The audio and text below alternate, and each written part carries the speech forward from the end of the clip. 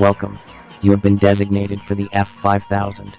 That decision has been made based off your previous merits. The aim of these dossier files is to make sure you are physically and mentally prepared for the most insane experience of your life. In the F5000, you will be taking anti-gravity technology to its limits and beyond. If you do not wish to be left behind, we advise you to pay close attention to the topics covered in these files. Let's begin.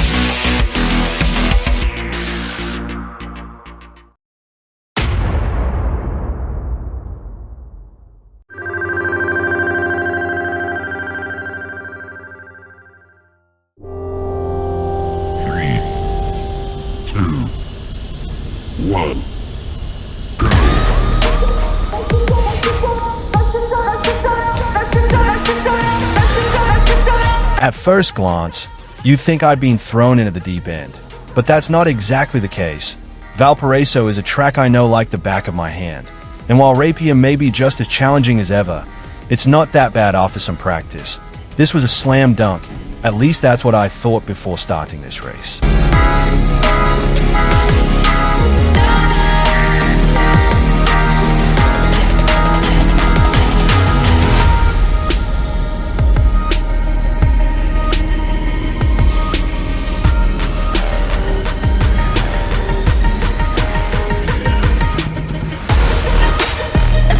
The turbo has received one hell of a jolt this time around, propelling the craft to insane speeds, even in lower speed classes.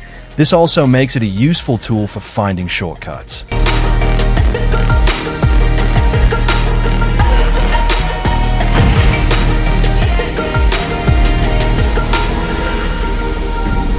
That was the Thunderbomb you just saw. Activating it drops a little package from the back of the craft. The explosion that follows damages and slows all opponents you can see in front of you. Despite being called a bomb, it doesn't do any damage to opponents behind you.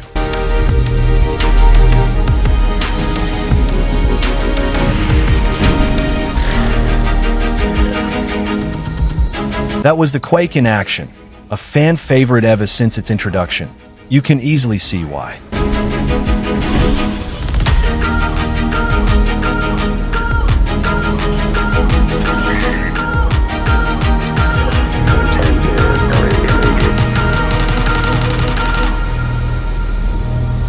You see that bar below the speed meter?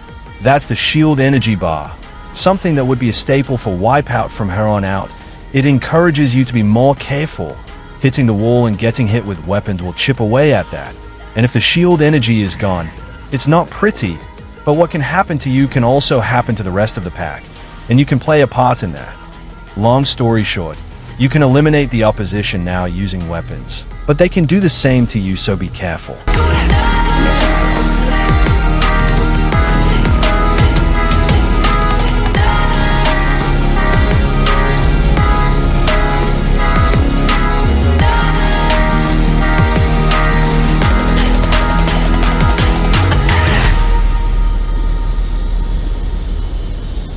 That's one thing I like about this game. The physics system was tweaked so that if you only scuff a wall, you will scrape along it. That's more helpful than you'd think.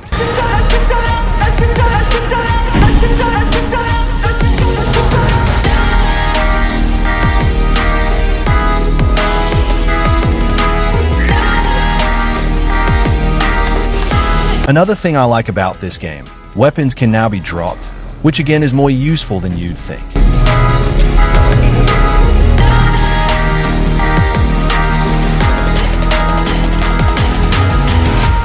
I didn't even see that guy's shield.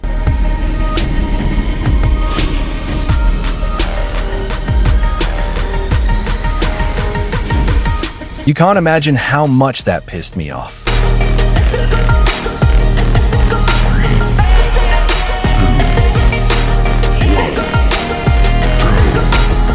Good news, jump starts are easier to do.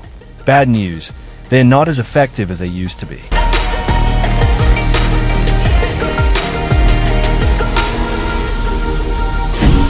Well, that put a damper on things.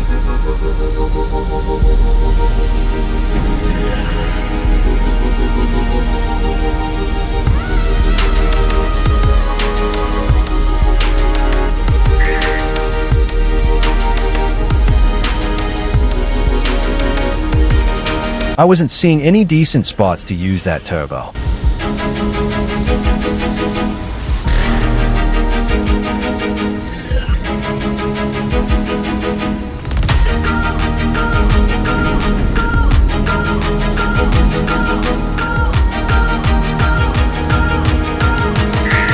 The last thing you want is to run out of check time. I'll explain why soon.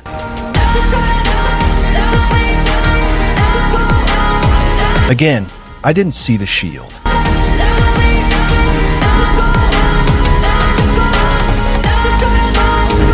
Going wide really wasn't smart.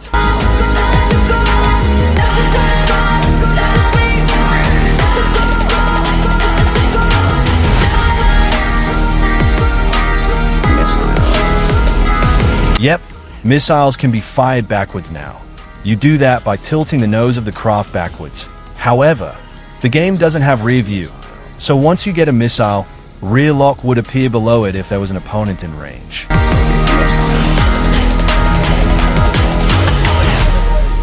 That's the pit lane. It does exactly what you think it does.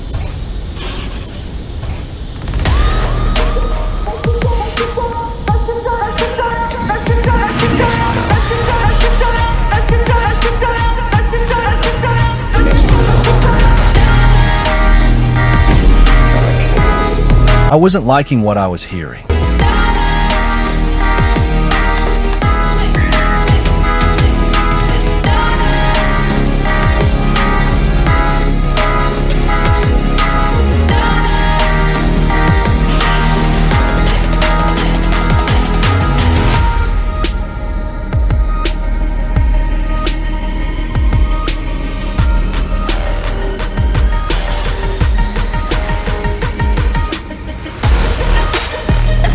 This was starting to look quite bad.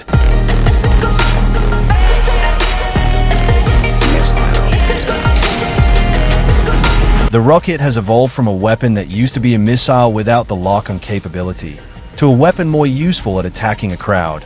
3 rockets are now fired in a spread pattern. While it's possible for opponents to slip between them, they're a lot harder to dodge now.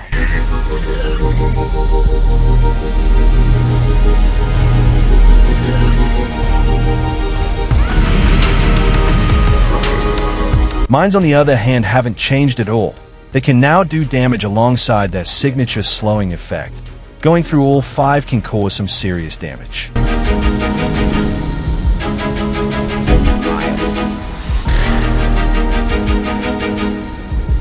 Again, so damn close.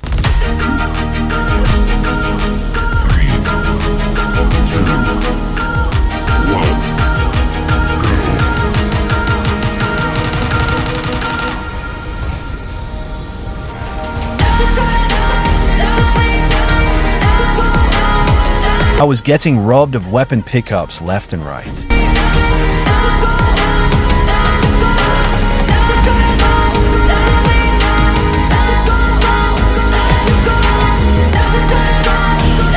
With that sharp turn at the end of that straight, it's a bit risky using a turbo back there.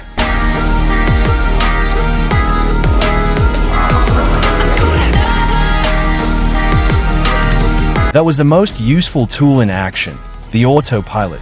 Because of the faster speeds it's been brought in to provide reprieve for the player, placing control of your craft in the hands of the AI for 3 seconds. After those 3 seconds, control is handed back once the craft is leveled out.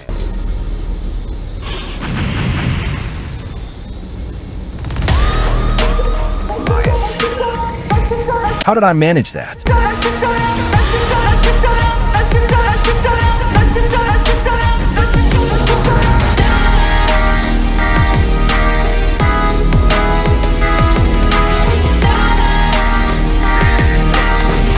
Well, so much for that plan.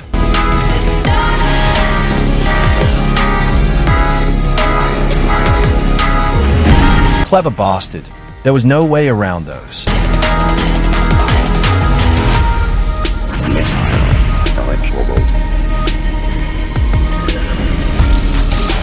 That was the plasma bolt, the most powerful weapon in the series. And in this game, it's more powerful than you think. It's tricky to aim, but landing a hit is worth it. Look back at the first race and you'll see why.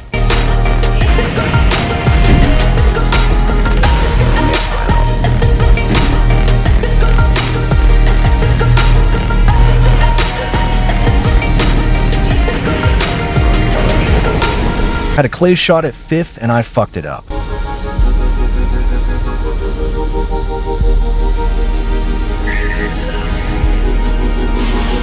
That was gutsy. I'm just glad that didn't end in disaster.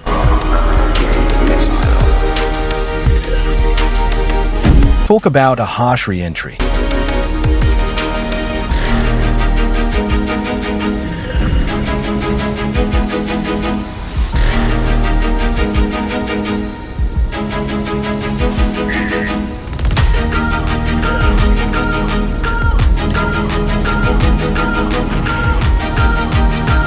Following that, I started to feel good about my chances.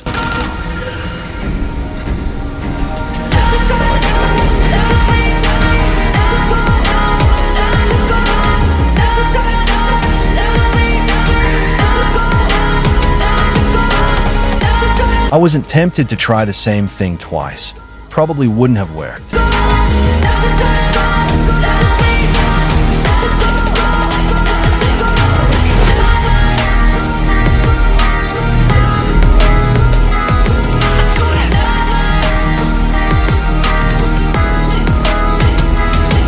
Best result I could have hoped for.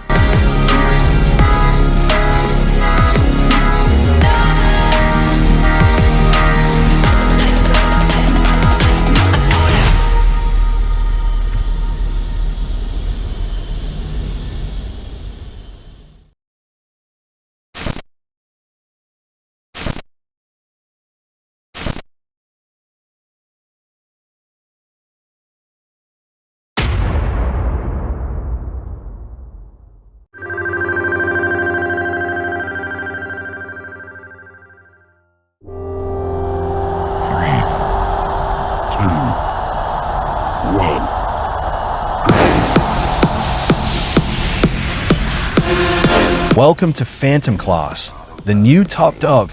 Soon enough you'll understand why this class is not for beginners.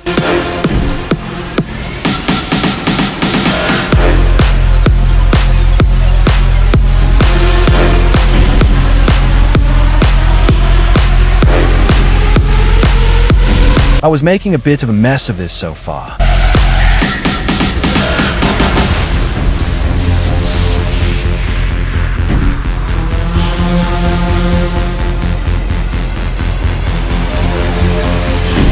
That corner is very difficult to judge correctly. Even veterans struggle with it.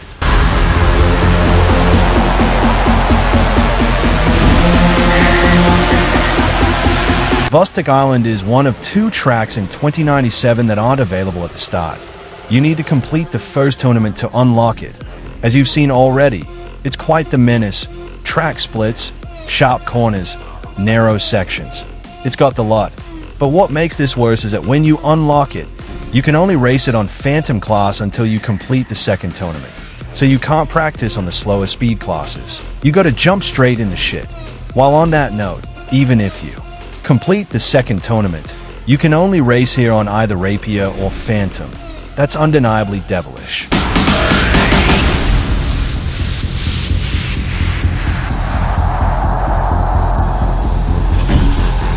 Open your mind. After 2 rubbish laps, I did not have high hopes. The world has been left broken. Open your mind.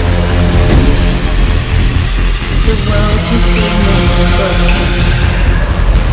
That's another section that's difficult to judge correctly. Look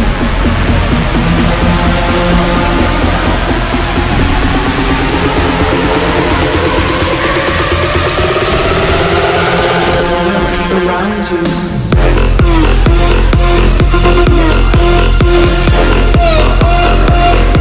That's probably the only way to get through that cleanly. Unfortunately, there's a downside. One thing this game did well is the ship designs. Now each team has more the personality. I was never a fan of the ship designs in the first game. They all looked generic and samey.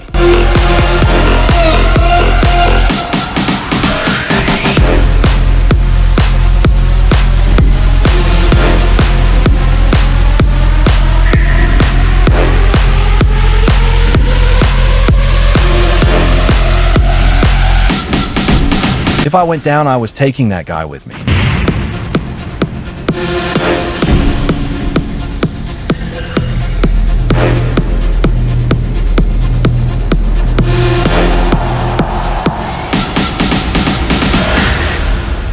With the speeds you go at, trying to time things is a lot harder than you think. I don't even know why I thought that would work.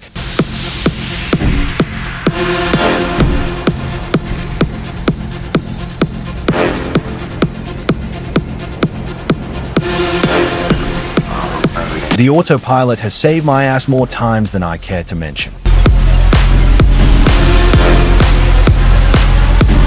This wasn't looking good.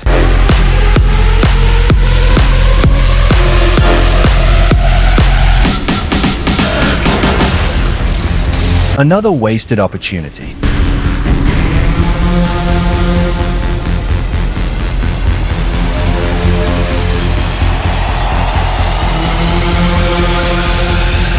That was just mental, but that's Phantom for you.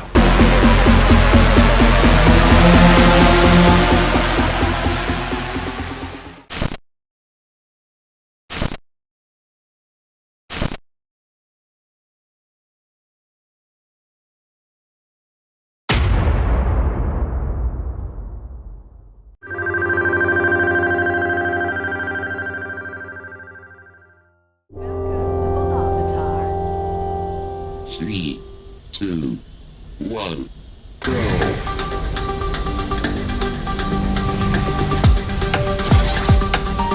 Here we are in WipEout 64. At first glance, it plays more smoothly than 2097, which brings us to the elephant in the room. Why have I merged both 2097 and 64 when they play completely differently? I did a trial run of 2097 and 64 separately before making the decision. In 2097, I managed to clear 35 races in 43 attempts. 64 was a different story. I cleared less than that on the same number of attempts. 64 was the more challenging one of the two. They've been merged to make sure things aren't too easy. It's also part of the reason why the number of attempts and the fail cap haven't changed. I ran the risk of going through this too quickly, and the 2097-64 Gauntlet would finish before it had a chance to begin. In the lore, both games cover the same league, so that was the other main reason.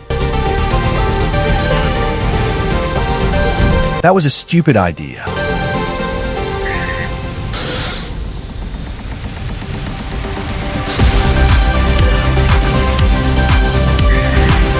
Velocita is the only track in WipEout 64 that you need to unlock by doing the campaign. Aside from being the nicest track I've seen so far, it's not really all too challenging. That sharp turn near the end is the only challenging part.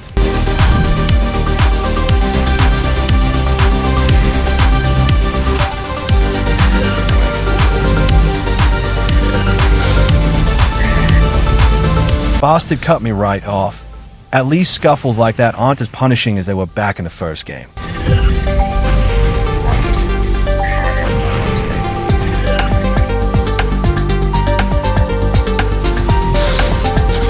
Things have been quite rough, but I believe I was still in with a chance.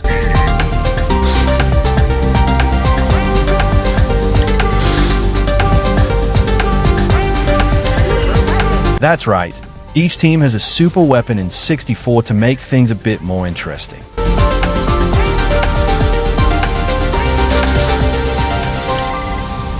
Well, it was a valiant effort.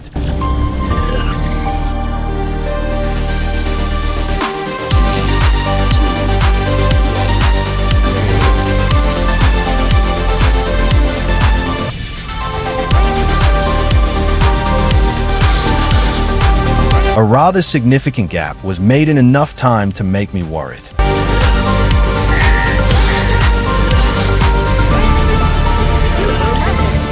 Now that's a result I was happy with.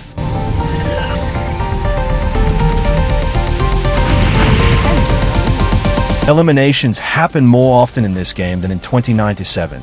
Then again, it's easier to cut the opposition down in this game.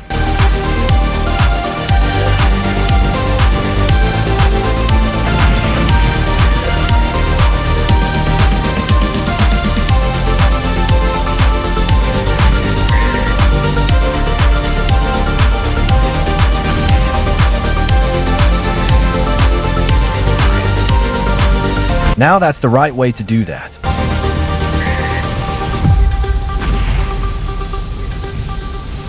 The opposition were really getting on my nerves.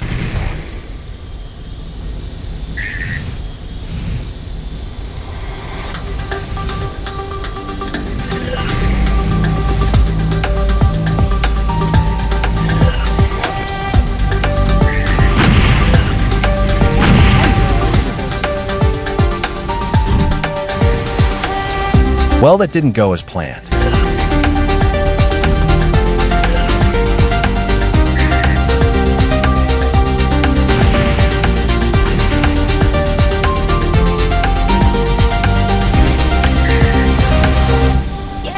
That was the Electro Bolt in action.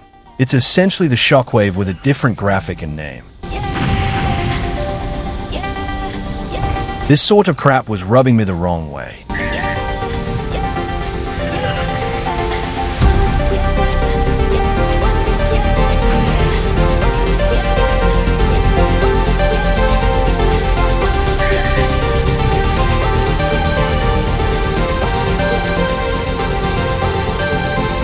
Good but not good enough.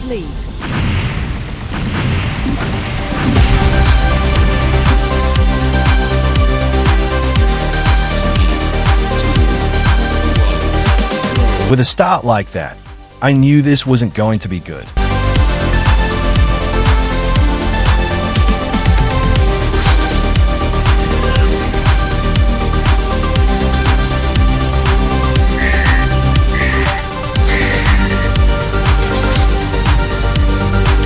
This was somewhat relieving. I thought I wouldn't see another craft until lap 2 or something, given how shit my luck here had been so far.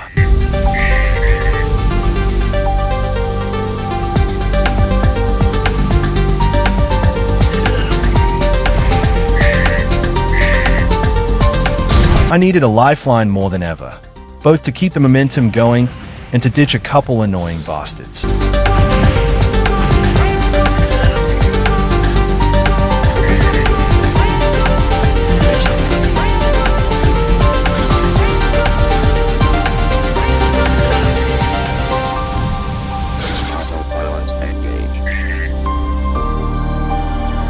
Truth be told, the autopilot navigates through that faster than I can. 3 laps in and I'd hardly budged up the position ladder. I started to have a really bad feeling about this.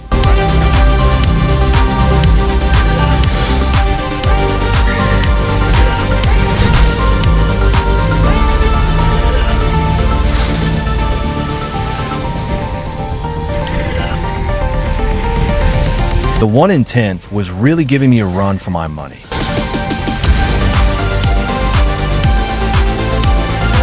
No idea why I chose not to go in the pit lane. I was probably more fixated on clawing something back from this.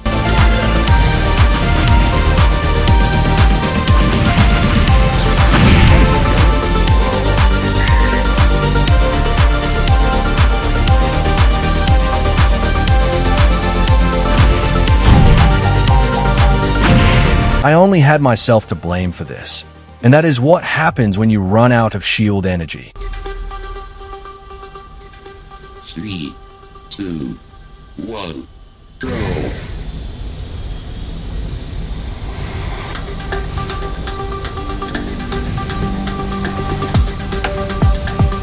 Already I wasn't liking this.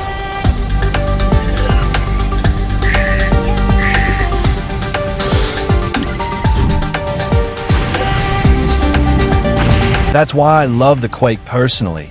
It gets annoying bastards out of my way.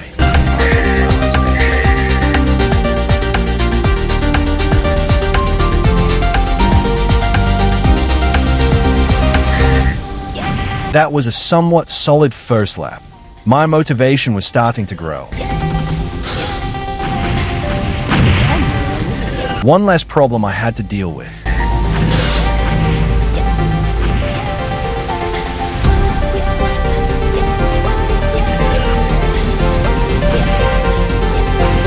Like a highway robbery, that guy swooped in, snatched 8th and buggered right off.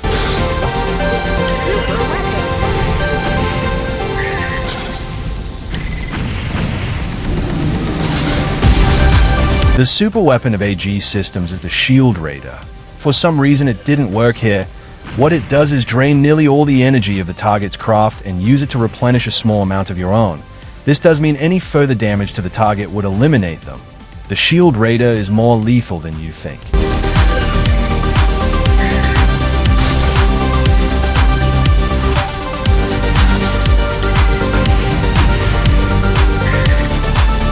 I was really liking my chances now. I just had to keep things under control.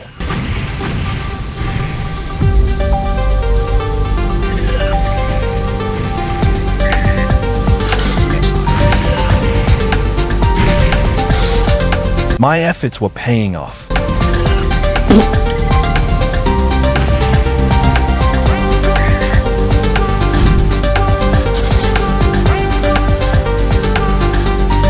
Last possible chance for victory. One collision with a 1 in 3rd cost me the race. I was so angry I couldn't explain it in words. 3, 2,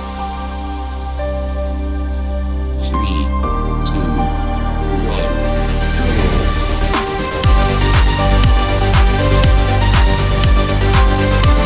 At this point, the worry of this ending as a fail started to fester, but I ignored it and kept going because I knew this was doable.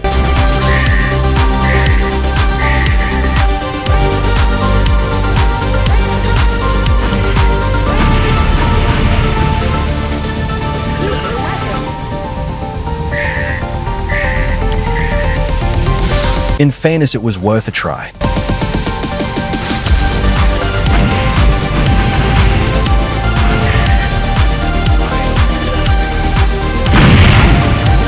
I got 2 people eliminated at once. I don't know how, but that's still awesome.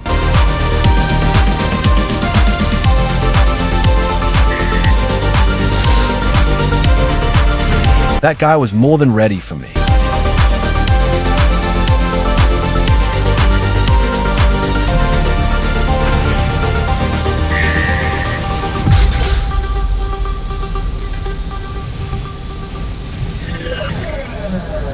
autopilot engaged.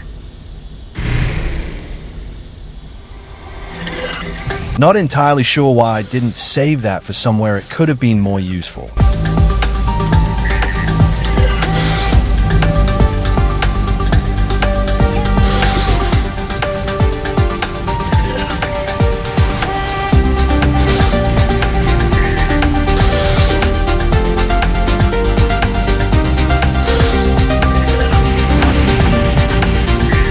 This was the first time I got a perfect lap in WipEout 64. That's a lot harder to do than you think. That also proves the point I made earlier about this track not being that difficult.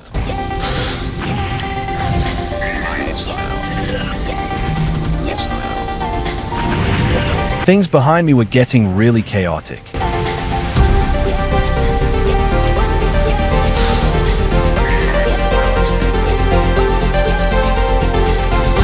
That guy cashed in big time on my mistake.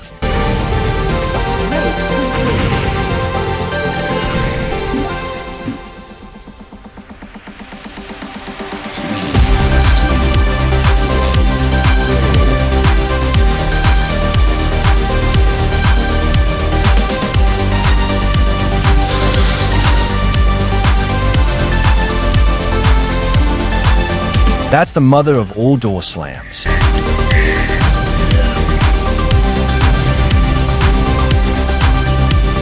This was getting annoying quickly.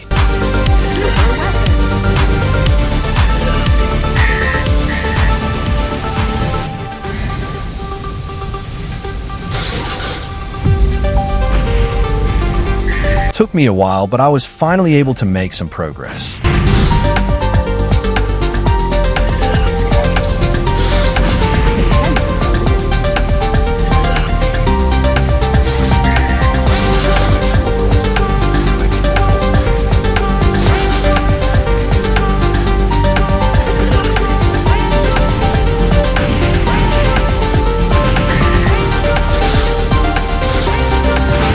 Those mines were proper blended in.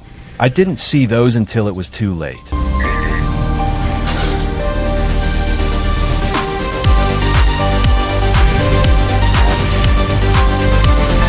Looking back at it, I could have gotten away with using this turbo back there.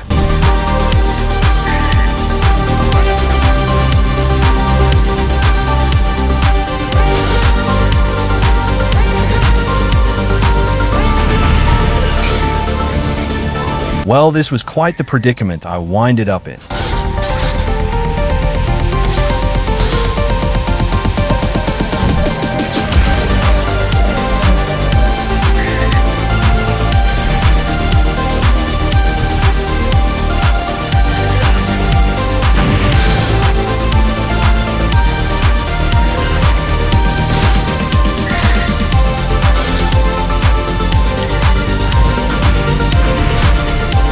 Upside, this was starting to look good. Downside, I didn't have long to keep climbing.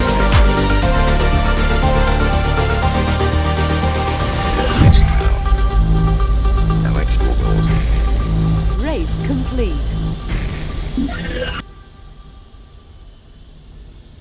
Three, two, one, go. Things were starting to get bleak. I needed some luck and I needed it soon.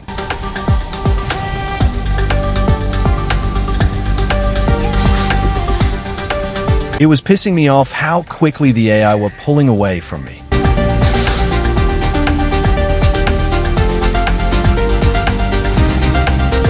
Thought I could thread the needle, but I think I had to be closer in order to do that.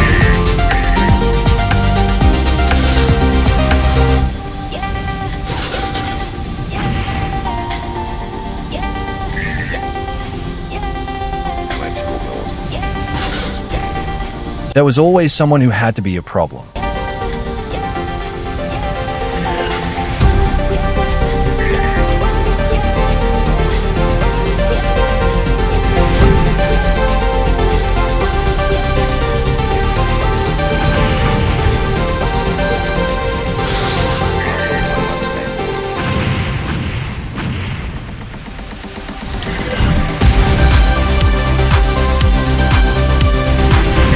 Yep, the AI can use the Quake in WipEout 64.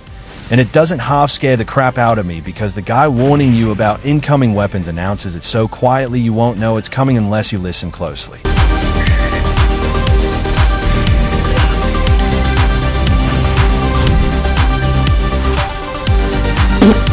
That was another thing that was pissing me off.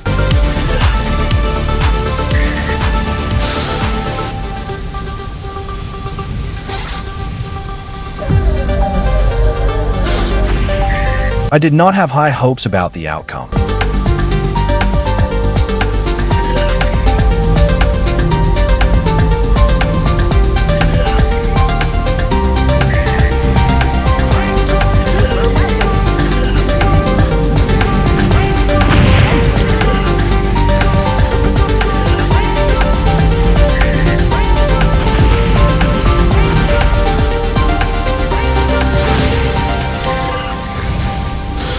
This was easily one of my worst runs.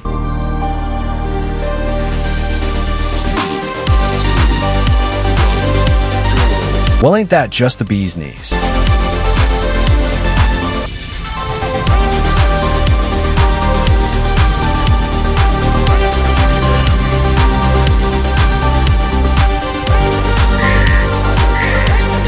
In my head, this made sense.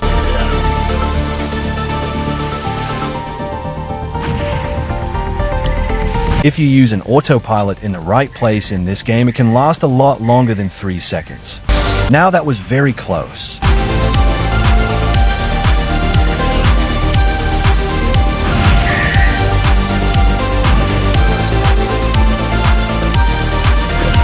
Seemed a bit pointless, but it was better than crashing.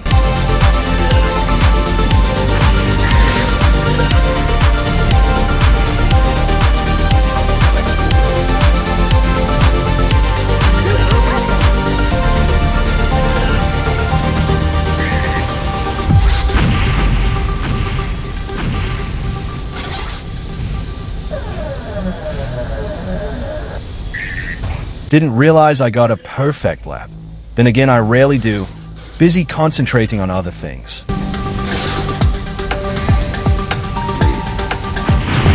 Least I could prepare for that one because I heard the announcement loud and clear.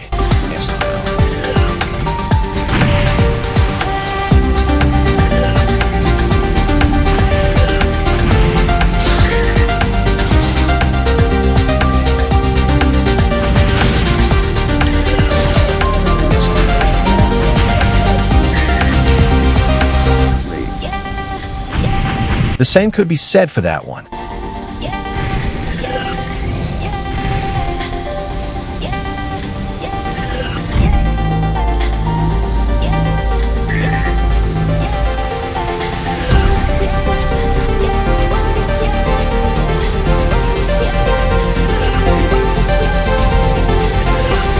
This was the run of the Quakes.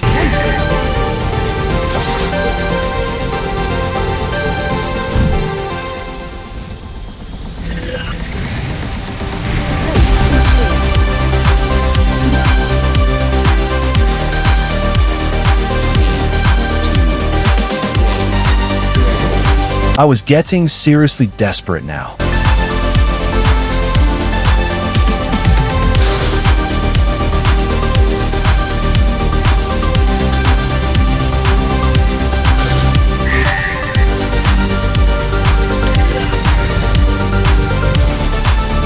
That guy stopped this from being a series of smooth overtakes.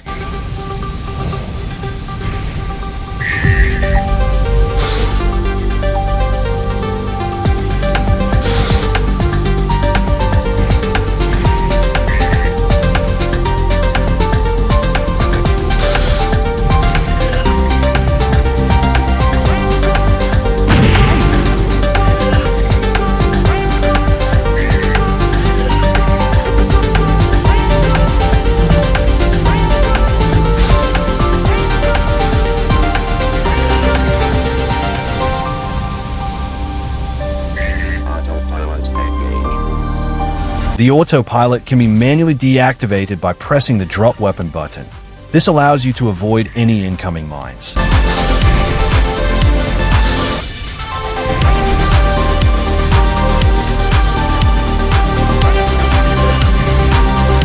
Those bastards in front of me got out of dodge before I could get any use out of that thunderbomb. That's just irritating.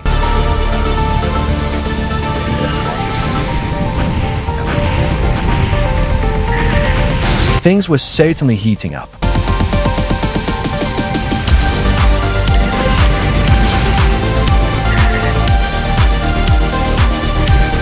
I had a really good window to snatch 5th before the one in front of me got the upper hand. Things were quickly falling apart.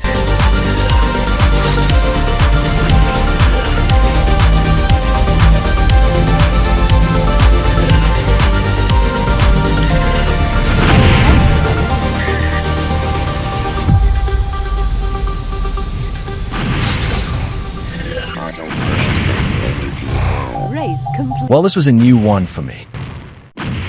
This was not good.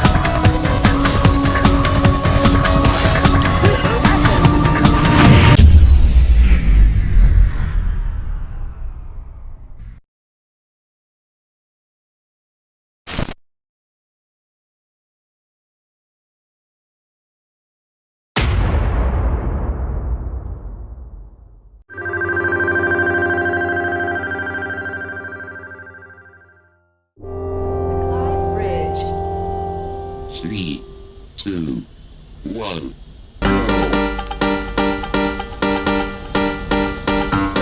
This is Vector class, the new slowest speed class, a walk in the park for veterans and newcomers alike.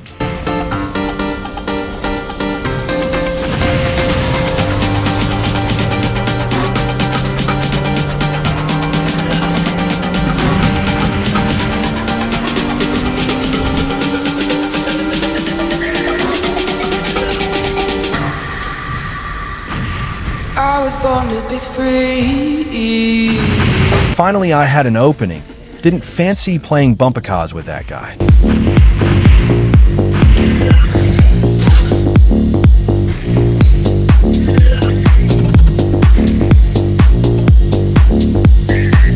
Cleese Bridge is the first track in WipEout 64.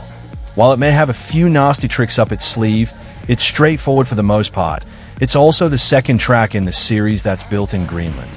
Can you guess what the first one was?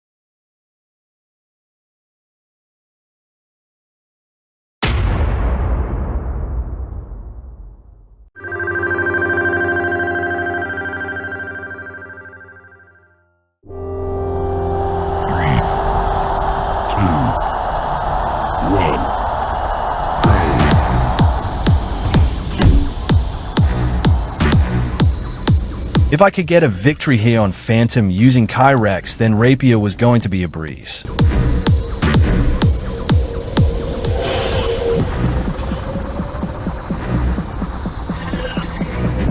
I'm taking a different approach with the music this time, hence why the track used on this visit is different.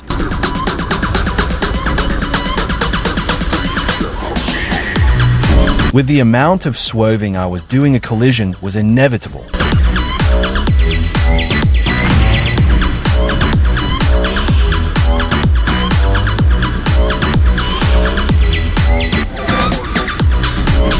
I fucked that right up. I got no excuse.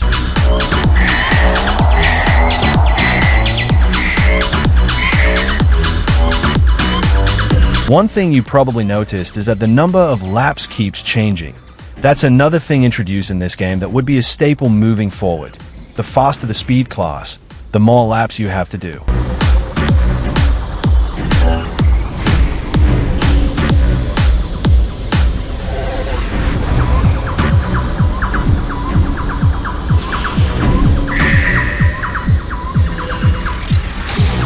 Should have saved that for a straight section.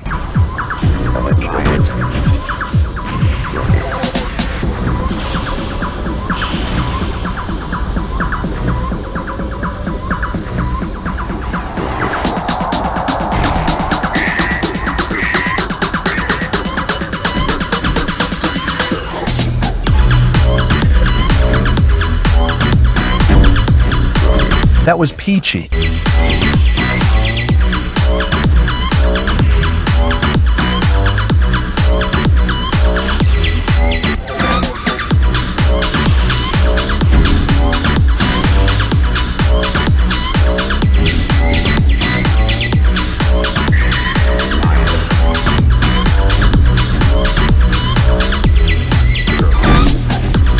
It was starting to become a real pain in the ass to keep my ship under control. I got kicked while I was down.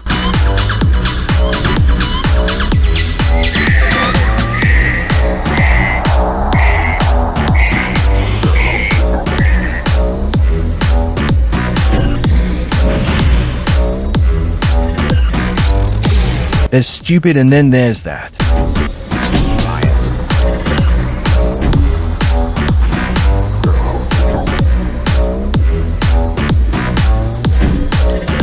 I really wasn't a fan of any of this.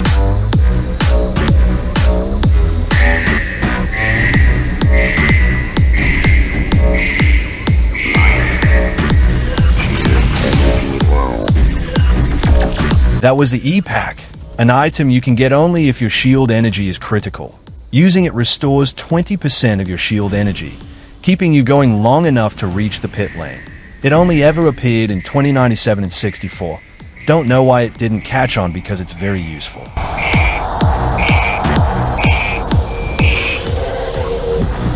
That was fucking close.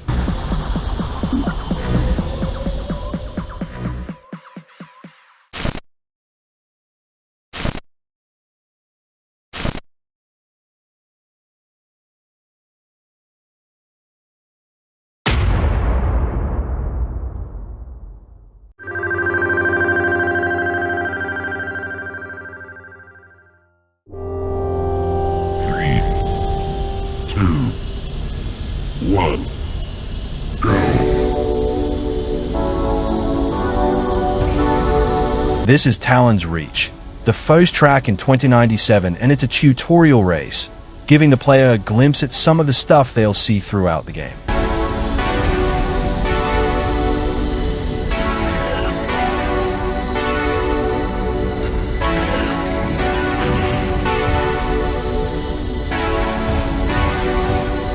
I was getting stuck behind everyone, and that was annoying me.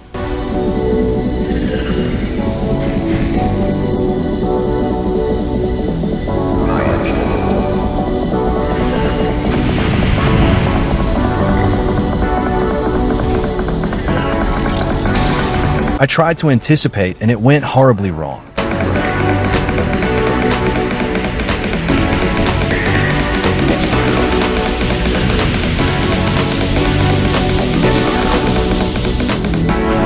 Getting repeatedly hit with missiles certainly wasn't making me mad or anything. That was sarcasm, by the way.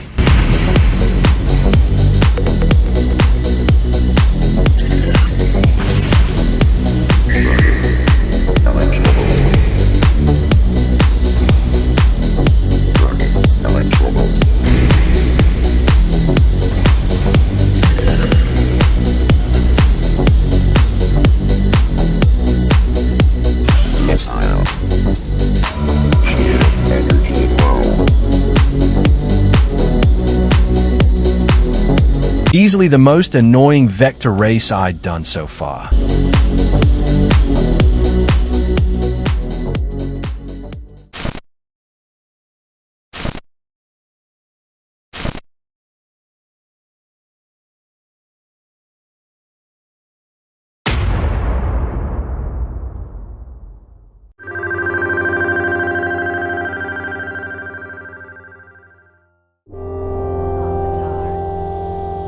Three, two, one.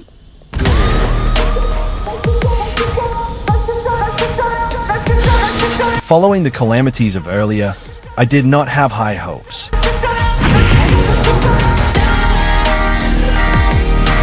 Not what I wanted to do, but I couldn't complain with the result.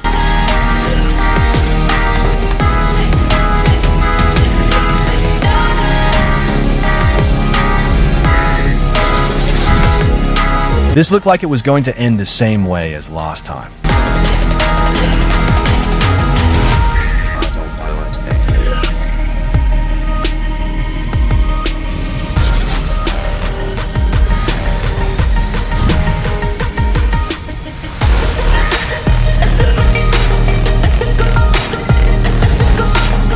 Despite the persistence, I wasn't being left in the dust. I started to like my odds more because I then realized I had power on my side.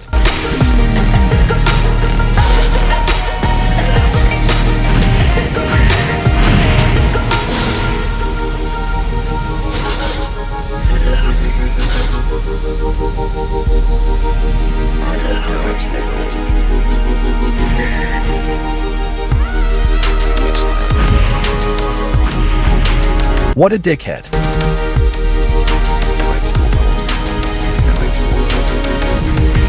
I didn't like what I was seeing.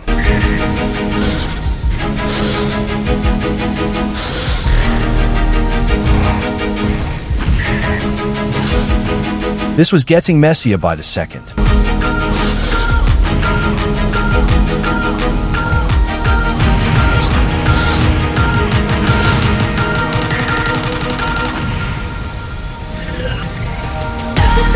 Finally had eyes on the prize. Just needed to wait for the right moment.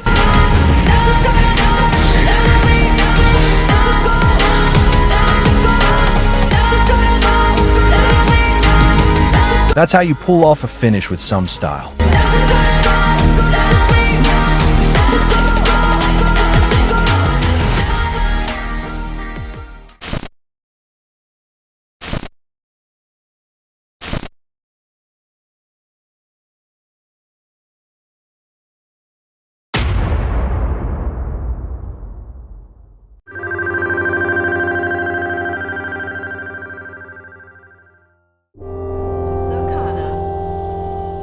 Three, two, one.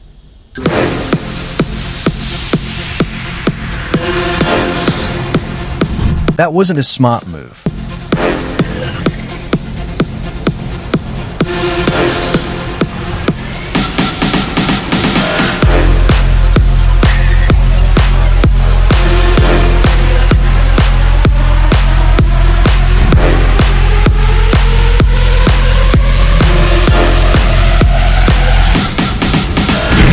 I don't know what the point of that was.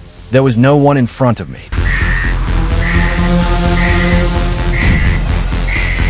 I tell you, trying to reach the checkpoint in the last few seconds will never not be tense as hell.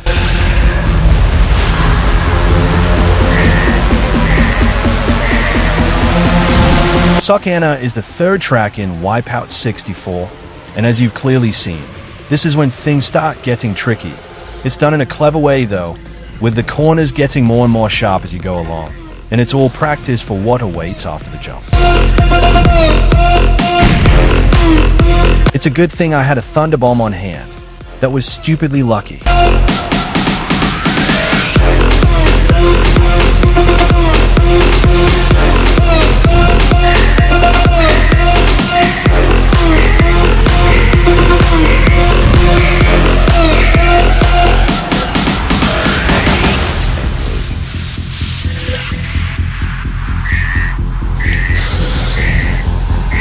I'm only just managing to keep myself in this. The world has been left broken.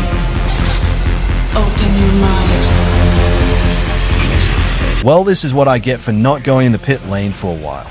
In fairness, the Kyrex craft is very durable, so it can take the thrashing, and as a result I can get away with not going in the pit lane for a while.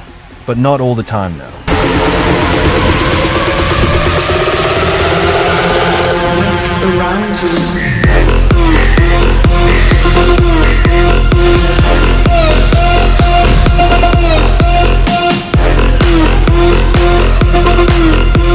I'd only made this a lot worse for myself now.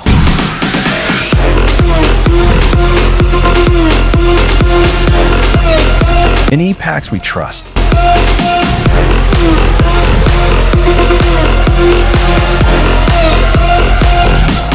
Bastard snatched third and sodded right off.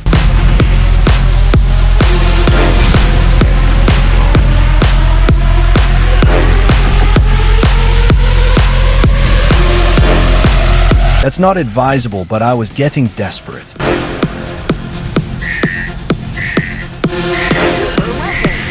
Did you see that? That guy's craft went completely nuts.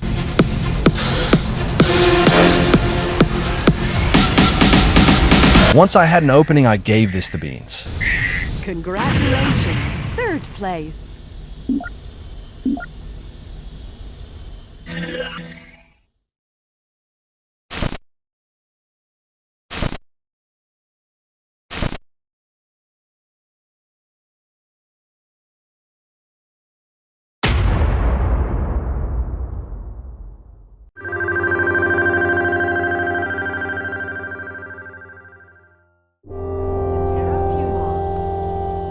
Three, two, one, go.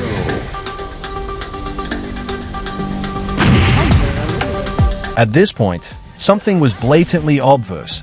The randomizer had a hard-on for Kyrex, hence why I've done more races with them than all the other teams put together.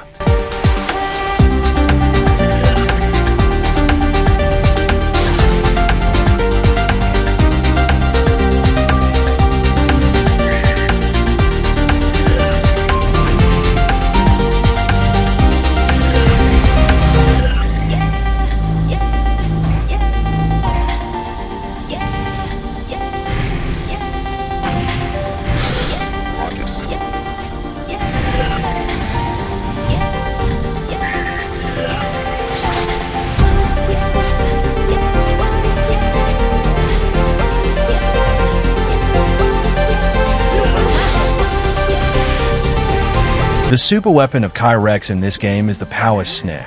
Once you fire it, a projectile shoots forward and forms a wall which covers one half of the track. If you go through that wall, you're fine. It's a different story for the opposition, though, as you've already seen.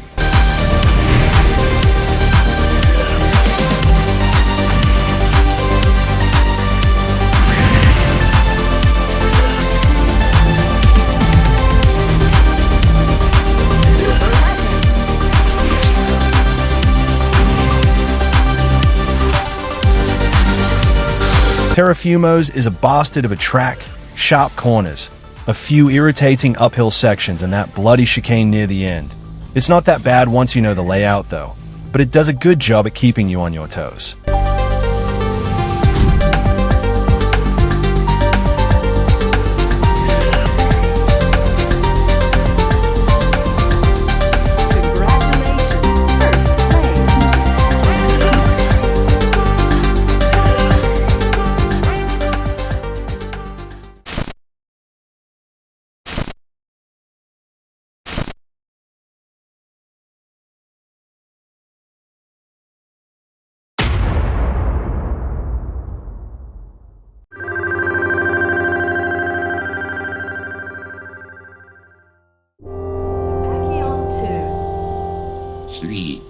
2, 1.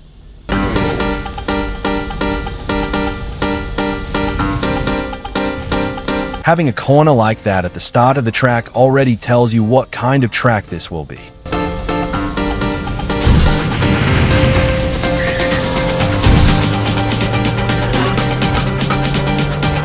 Once again, I didn't fancy playing bumper cars.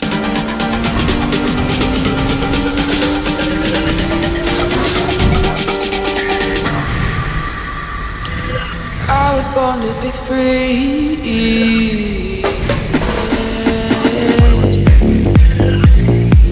I would have hit the wall if I didn't do that.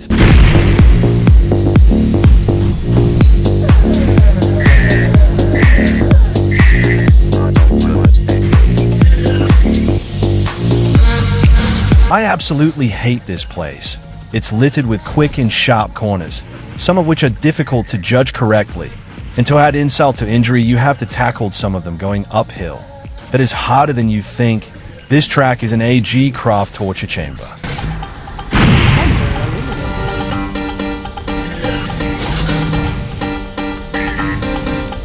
Got so fixated on that guy, I wasn't looking where I was going.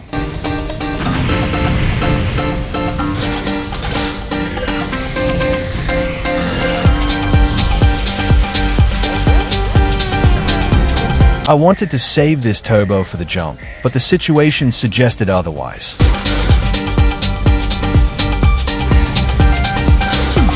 I don't know what the fuck I was thinking.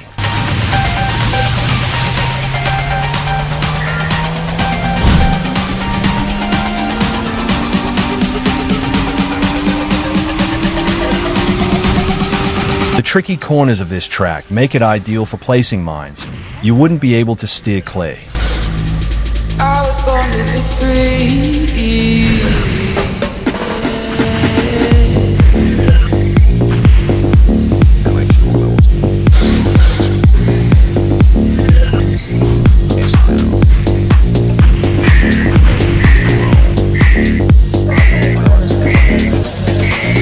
That was close.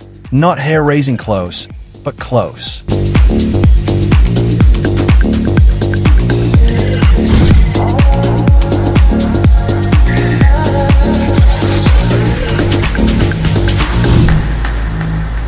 This was starting to make me worry.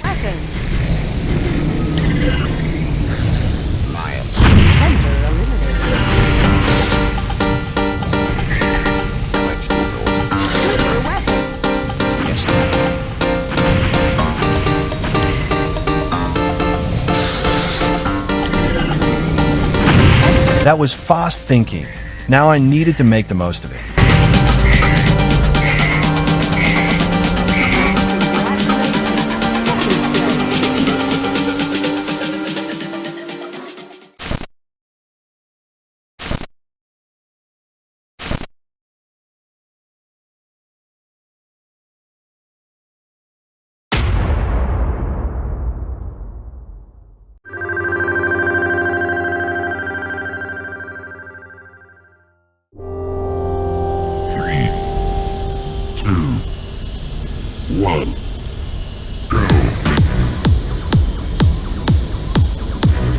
That's a terrific way to start things off.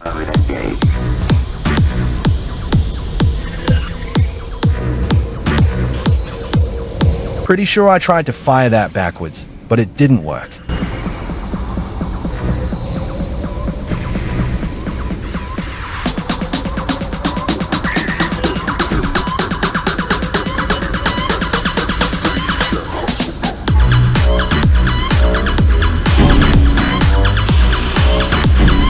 This section is a nightmare in a heavy craft.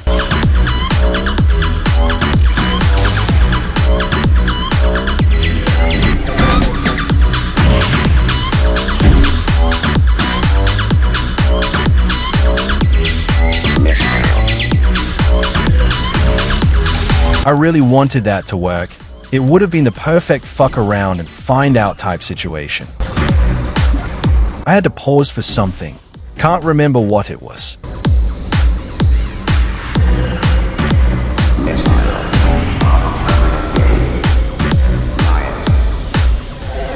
I managed to dodge 2 bullets back there.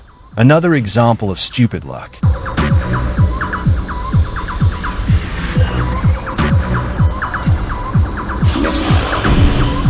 It makes me happy when the AI fuck up.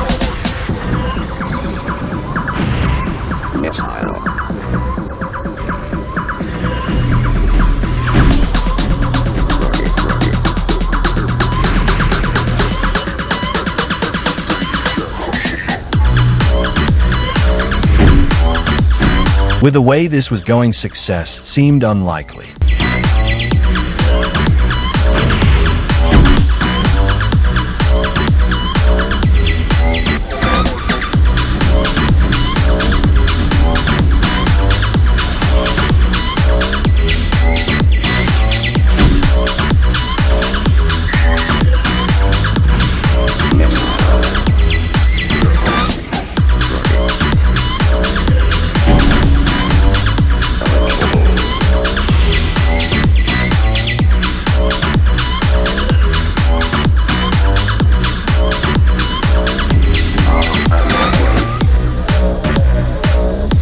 That's one thing I love about the autopilot in this game. It will take you through the pit lane if you're near it, and because of the autopilot's accuracy, it's like an in and out type situation.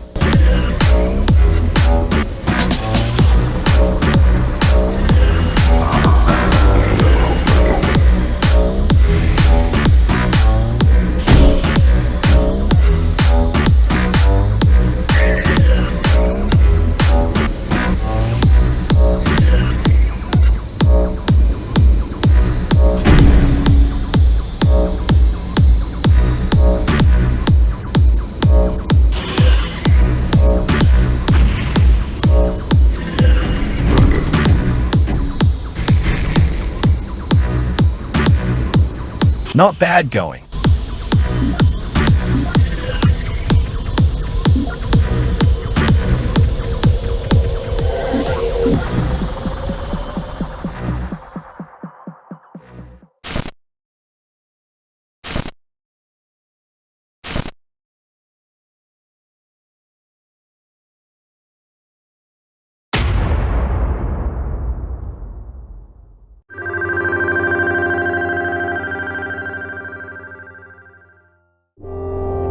Bridge. 3, 2, 1, go.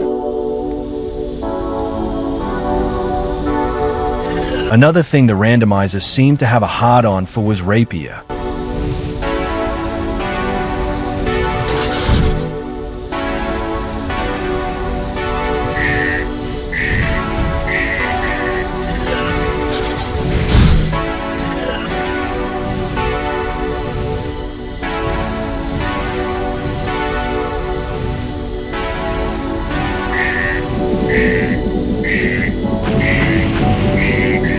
Given what my luck was like with the checkpoints, I had a feeling it was going to be one of those kinds of races. The going was starting to get good.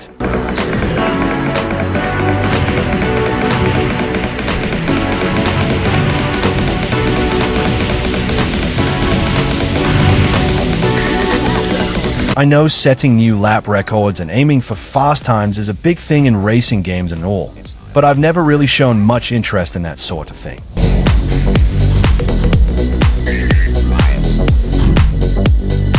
Clever bastard had me boxed in.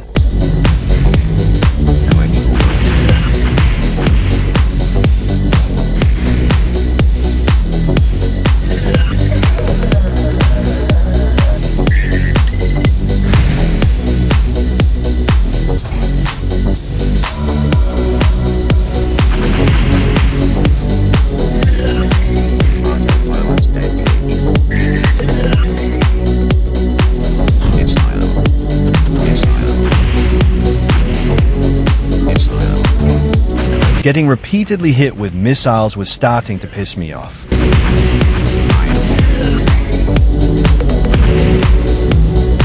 I don't know how this would have gone were it not for that electro bolt.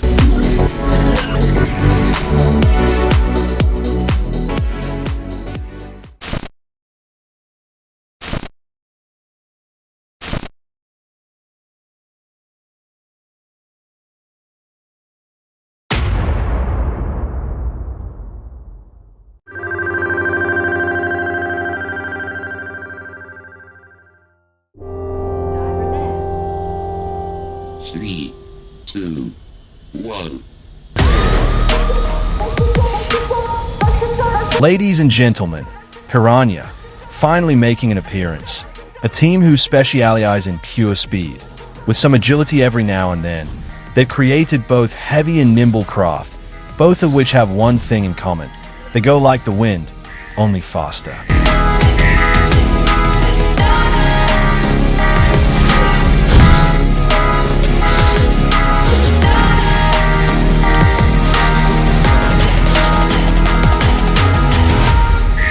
Direness is a bit of a mixed bag. Some bits are alright, some bits are more challenging. Yes, it's got its fair share of quick corners, but a few of them are going downhill. This makes them easier to see, plus it helps you map out a good way through. For me, the big challenge is what's near the end. I need an autopilot to get through that in one piece sometimes. Whilst on the subject of that last bit, I wonder where the inspiration came from.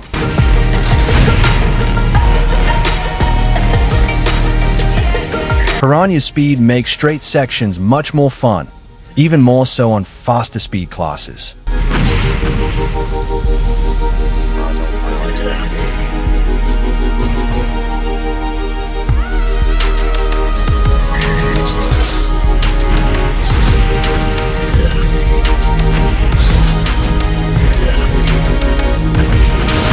If you're in a nimble craft, that section isn't too bad.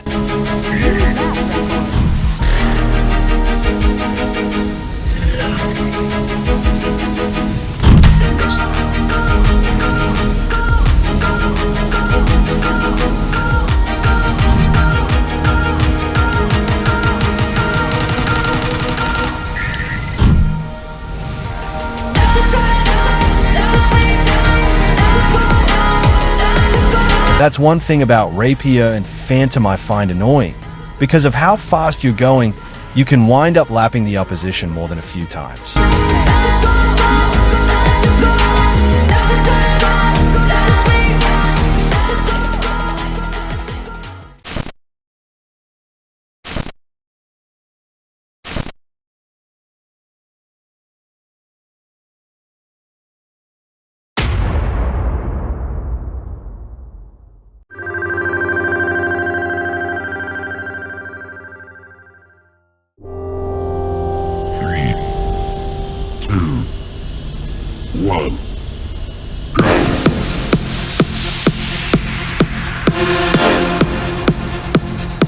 I had a really bad feeling about this. That stalled start didn't help. Odessa Keys is a horrible track. Lots of sharp corner sections that are very difficult in a heavy craft. There's a dark interior section that's trial and error more than half the time. And after that is a chicane series that requires absolute precision with the air brakes. But I'm not using a heavy craft, as you can see. So you may be wondering why I had a bad feeling about this. Pfizer is nimble, but lacking in the speed department. My track record here with Pfizer on either Rapier or Phantom isn't exactly great, and that's why I had a bad feeling about this.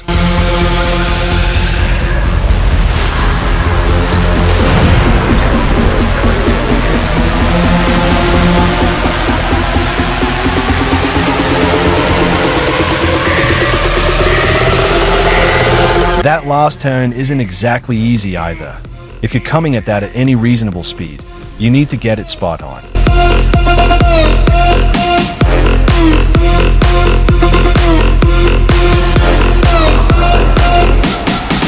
That bit back there is probably the easiest part of the whole track.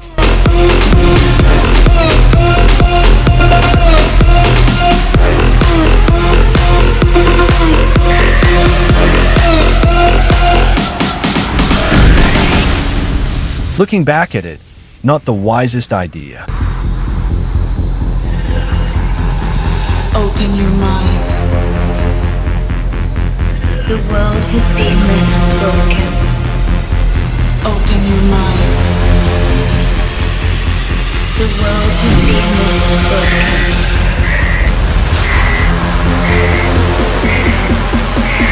broken. This was shit so far. I didn't like my odds, but I kept going anyway.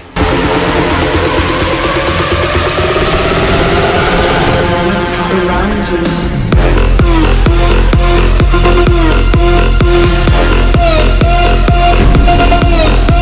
That wasn't a smart idea either.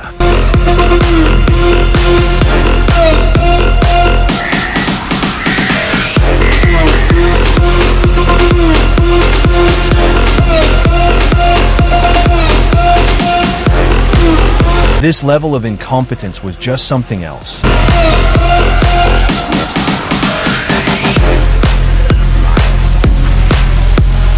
If only I moved slightly to the right.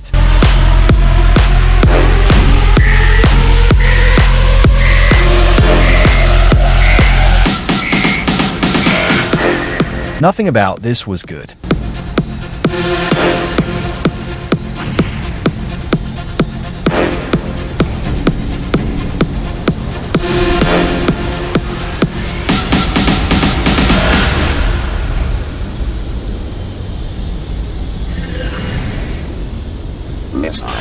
There's not many places you can use a turbo on this track and get away with it.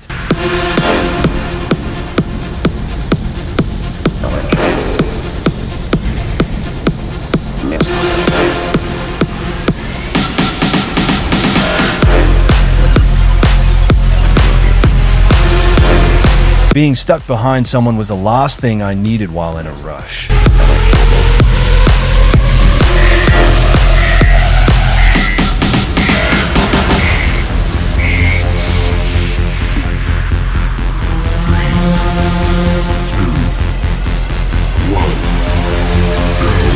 Better start, but I knew it wouldn't mean much.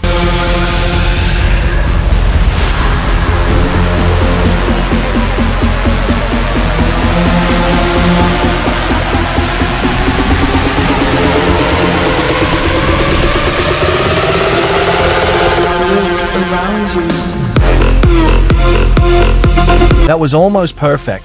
What a bunch of crap.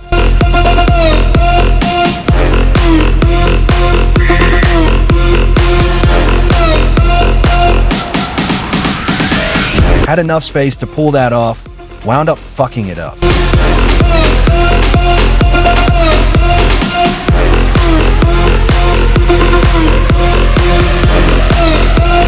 I just hoped that would give me one less thing to worry about.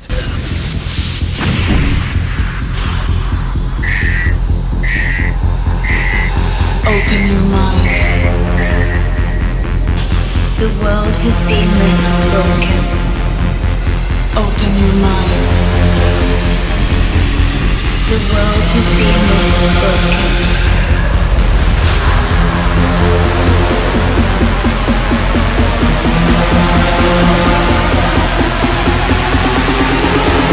When it comes to using a turbo back there, it's all dependent on where on the slope you use it.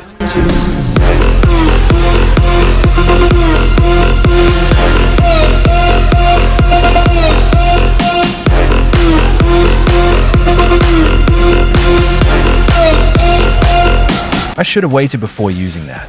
To be fair, I thought that would work.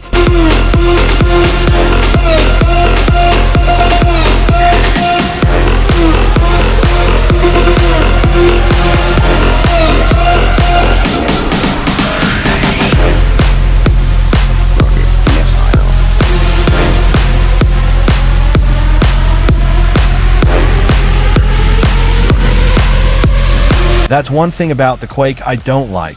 The speed of the wave is the same in all speed classes, and you can keep up with it as you've just seen, but that does blind you to the track ahead.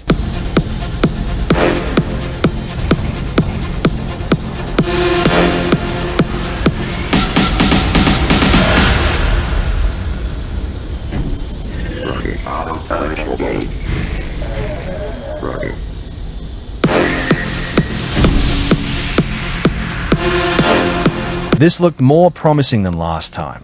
If I kept this up, I had a good enough chance.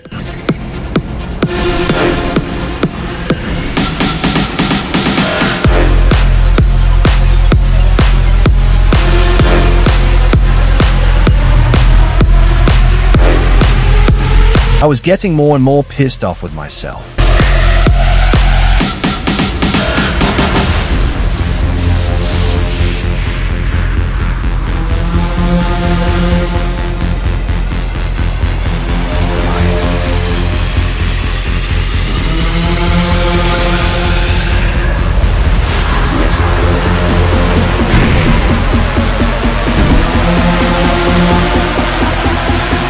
My incompetence was my undoing. Look around you.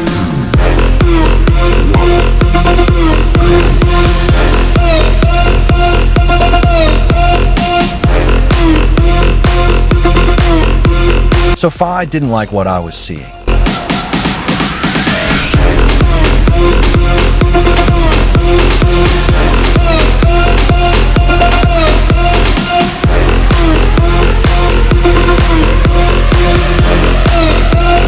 The amount of times I've gotten timing wrong was sure to be near or in the double digits at this point. Open your mind. The world has been left broken. Open your mind. The world has been left broken. Better safe than sorry.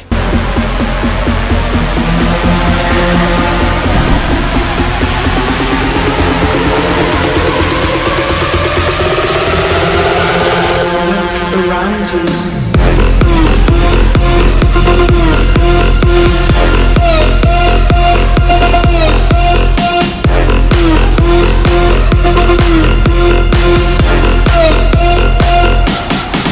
Came so close to fucking that up, it's insane.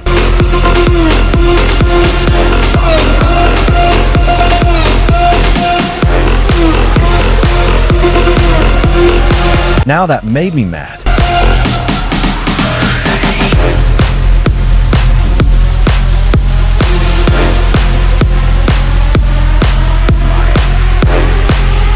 Again, better safe than sorry.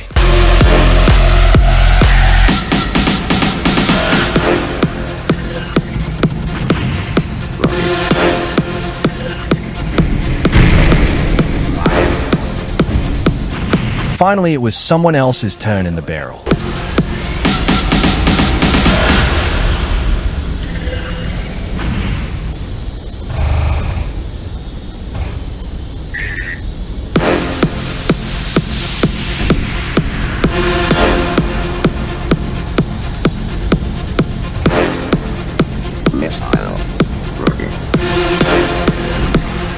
This is just painful to watch.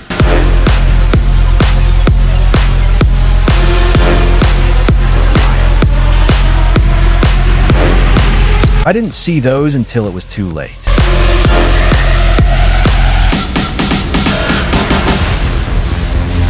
This guy was getting all up in my shit.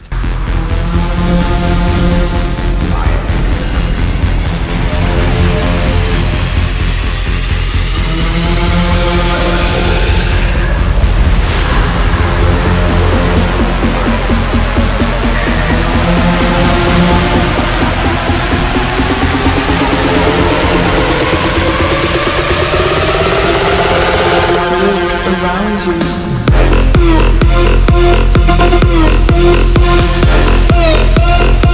Got door slammed twice within a few seconds. The lengths the AI were going to in order to stop me started to make me think.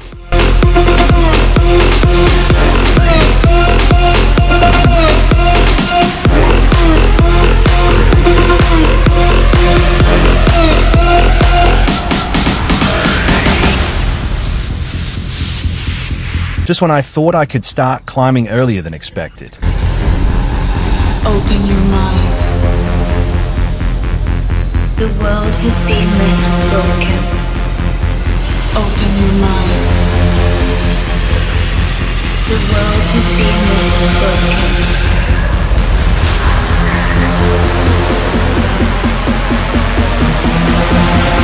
That seemed rather pointless.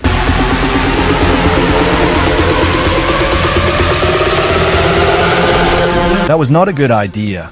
I'm just glad I was able to save that.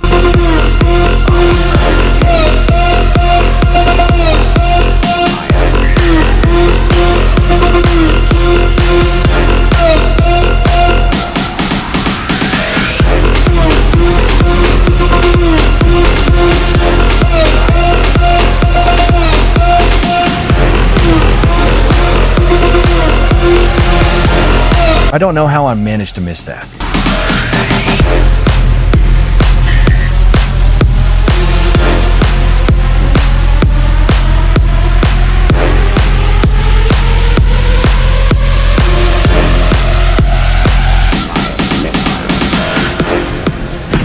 That's such a shitty place to put a set of mines.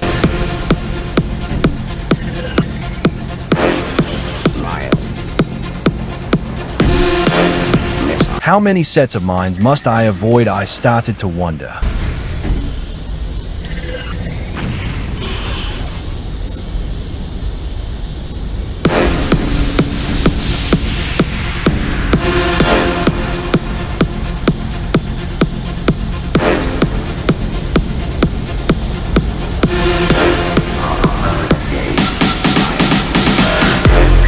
One of the few sets of mines I was ahead of for a change.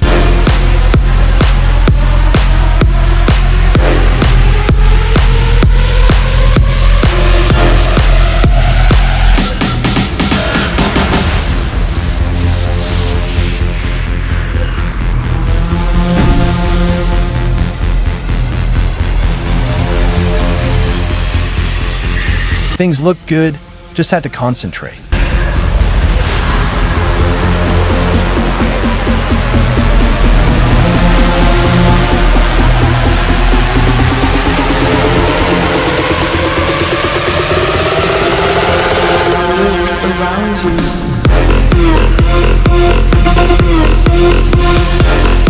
I couldn't be angry with the AI because I was more to blame for the fail streak.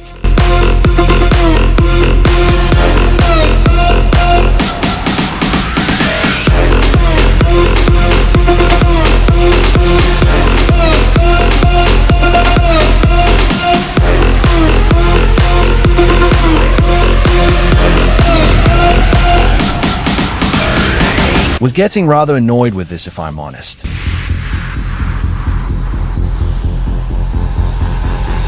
Open your mind. The world has been left broken. Open your mind.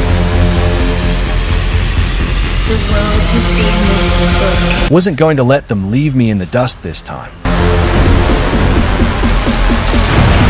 That partially fixed this after things started to go wrong.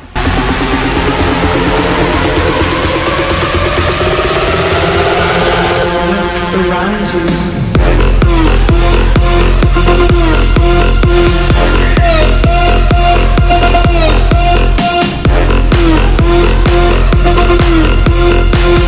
That was stupidly close.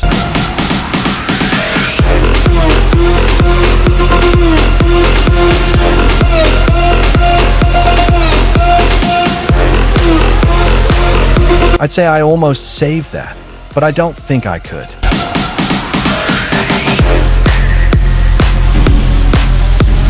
Progress was being continuously halted by this crap. It was becoming a running theme.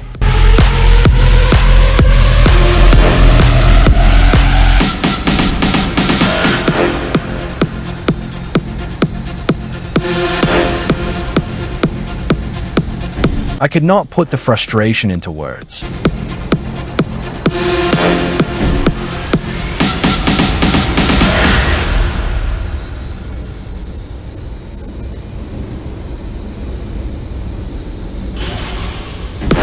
That bump and the start of the song were more or less in sync.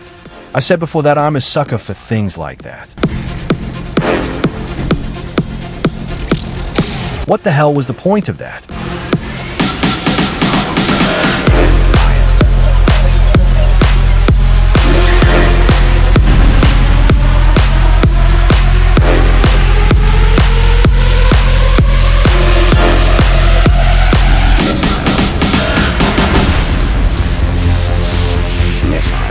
I really didn't like hearing missile over and over.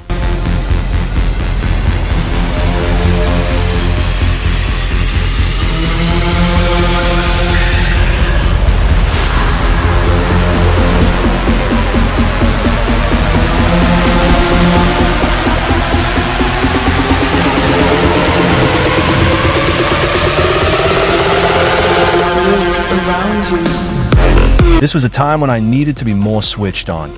It was pissing me off that I wasn't for some reason.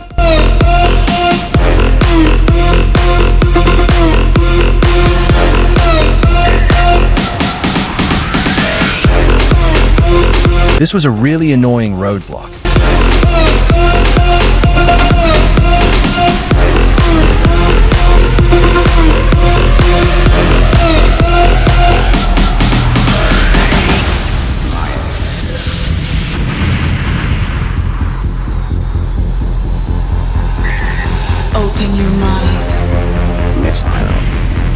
The world has been left broken.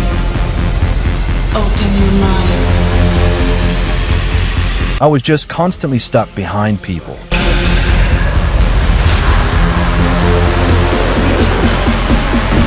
Clearly, I didn't learn my lesson.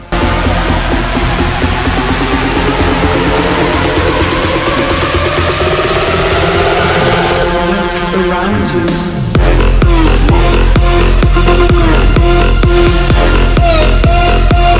By this point, I was losing hope. I was certain this would end in failure.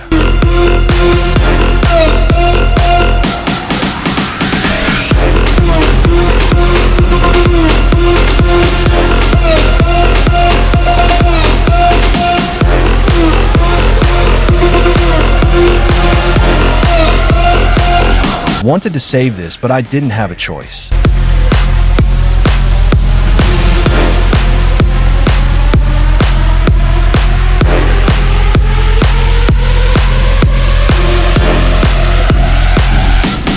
How I managed to keep things under control back then, I'll never know.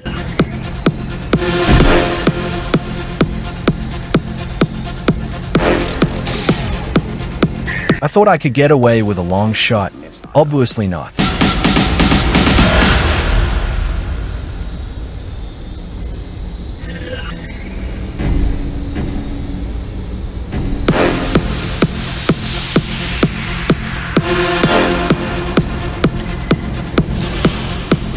What goes around comes around, motherfucker.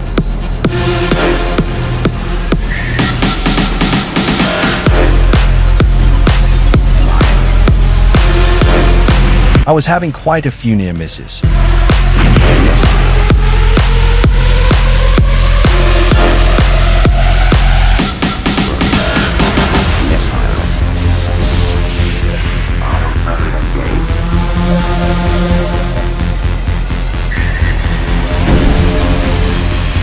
That autopilot got me into a good spot.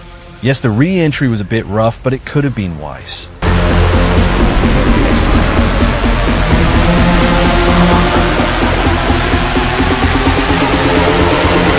The autopilot was becoming my lifeline yet again. Look around you.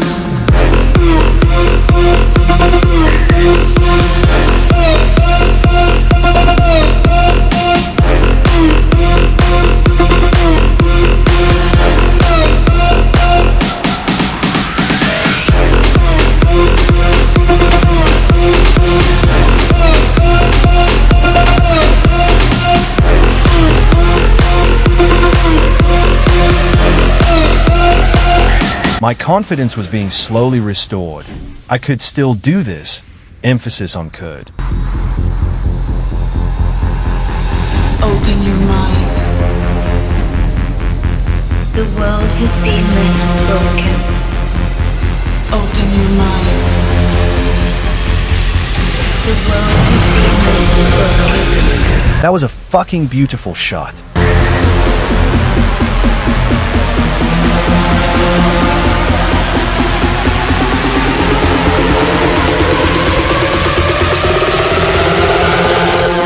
Around you. What I wanted was finally mine. Just needed to bring it home.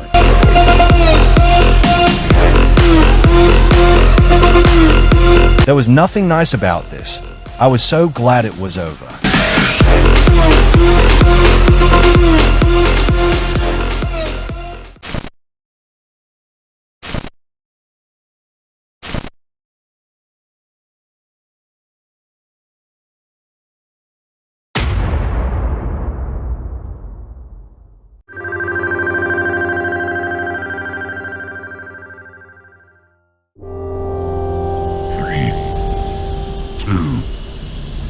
One. Go. Missile. 2097 and 64 do cover the same league, just different parts of it. 2097 covers the early part of the F5000 and 64 covers the later part of the F5000. During their time in this league, Piranha made two versions of their F5000 craft. The one in 2097 is the first version, and it's a mixed bag for me. It had no weapon technology, meaning I can't pick up and fire weapons. Its shielding is the best out of all 5 teams. A bit strange considering this thing isn't bulky like Oricom and Kyrex. Its speed is bloody insane, making it an absolute joy to use on straight sections. But where I have issue is with the agility. This thing is very agile. You may be thinking, that's great, isn't it? Why do you have an issue with it? Due to the extreme agility, the controls are over-responsive. If I wanted to go slightly to the right, for instance, I can't. The slightest nudge of the thumbstick in that direction, I wind up going hard right, which can lead to collisions. In some cases, this thing is damn near unusable.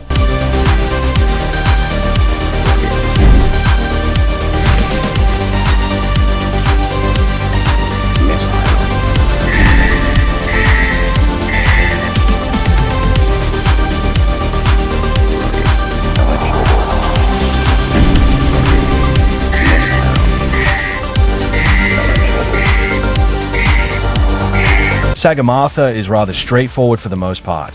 It does have a few tricky bits like that chicane at the start and that sharp turn inside the mountain, but they're not that bad once you get the hang of them. My favorite bit is from the ramp to the starting line. I just love opening the taps around there. It's even better if you get through the right hander without hitting anything.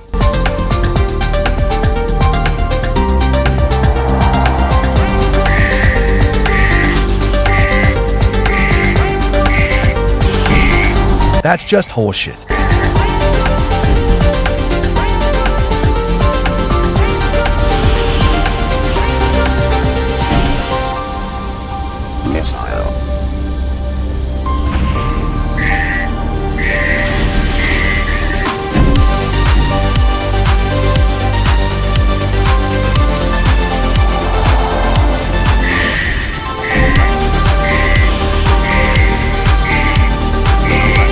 Just look at this thing go.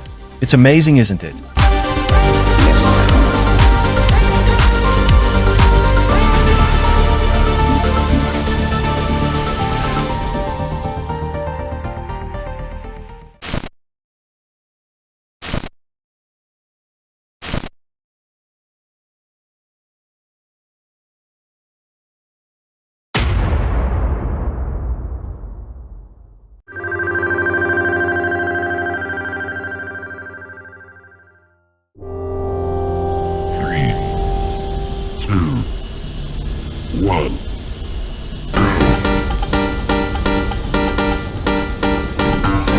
Just when I thought I managed to inch ahead.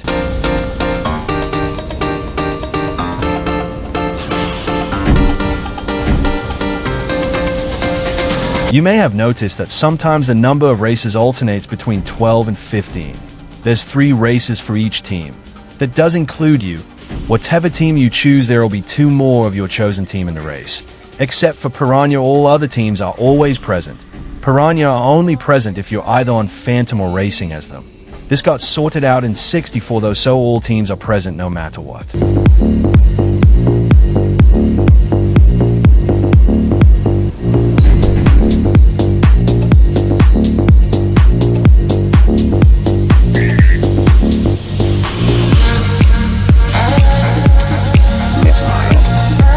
Cheeky bastard.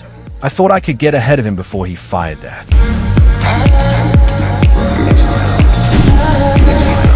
Fewer things put me more on edge than hearing missile over and over.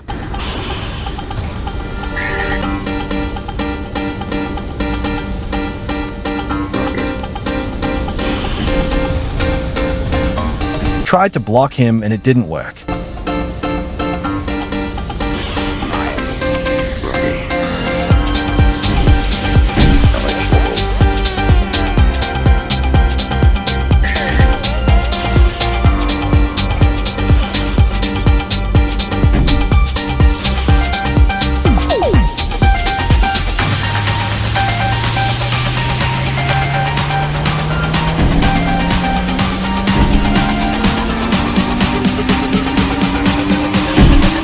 Continuously hitting the wall was starting to get to me.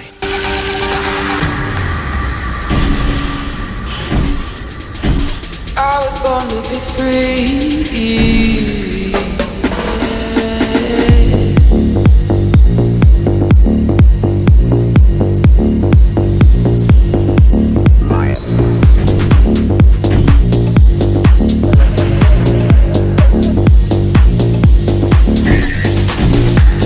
There's always one.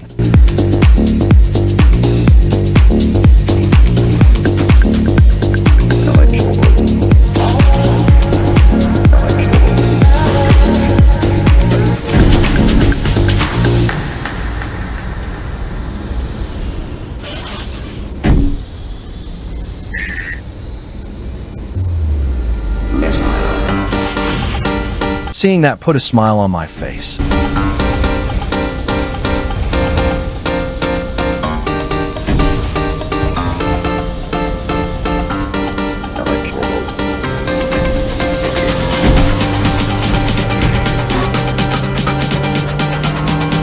Lost first, but it wasn't a big deal. I still had second.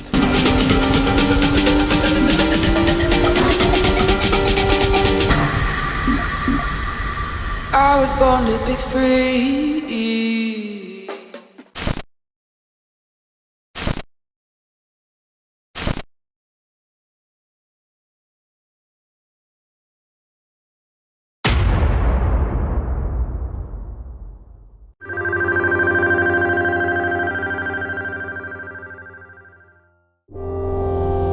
Three, two, one.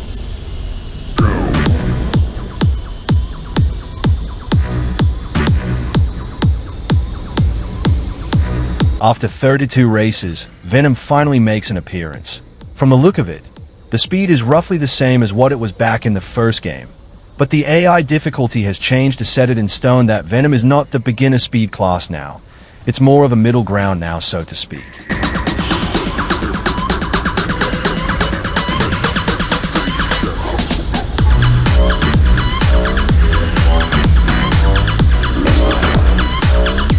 There was no getting away from that.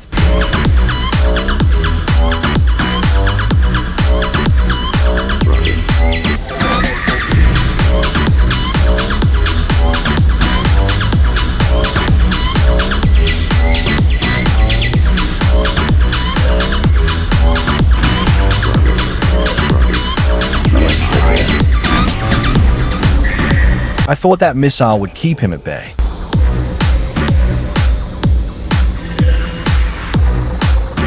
For me, there's just no need for the autopilot in the slower speed classes. You can see why.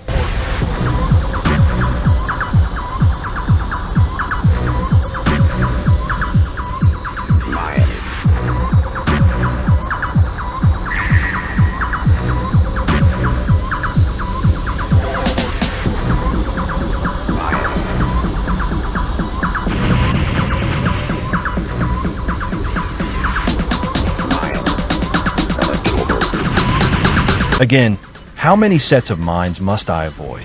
Crap like this does get ridiculous sometimes. To rephrase my earlier statement, the autopilot is useful for inching ahead of the pack on slower speed classes, but that's it.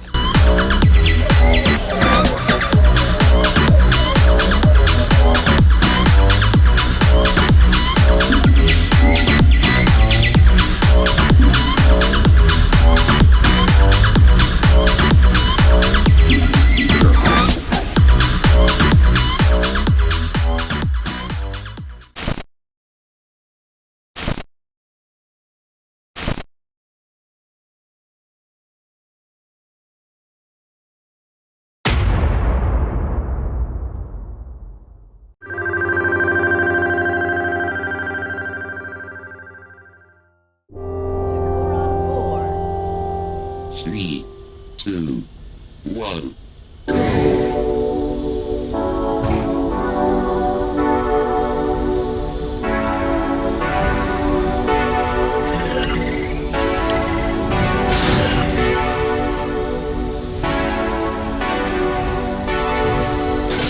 Brace yourself for the unexpected.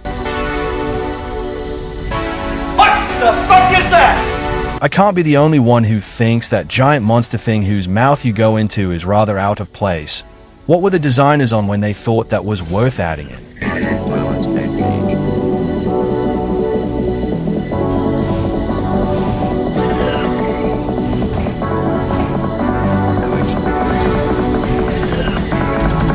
I love it when a plan comes together.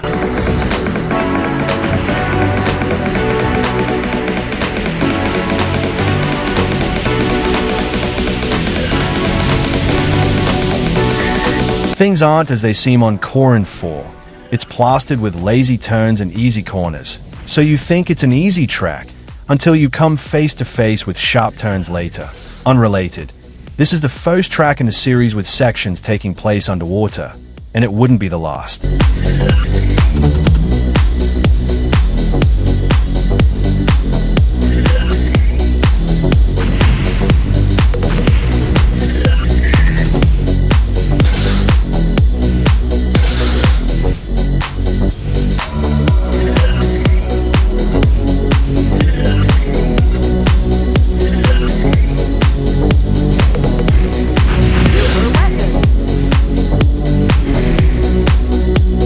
Wasn't much point in using that.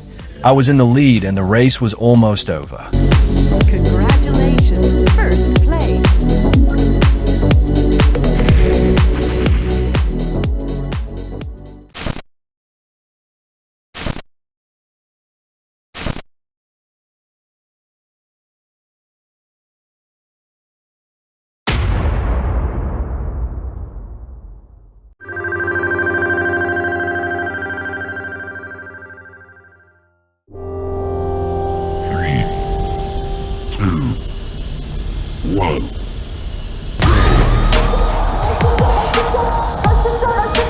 I was back in the hot seat, on a technical track using a team with a craft that's average in all areas.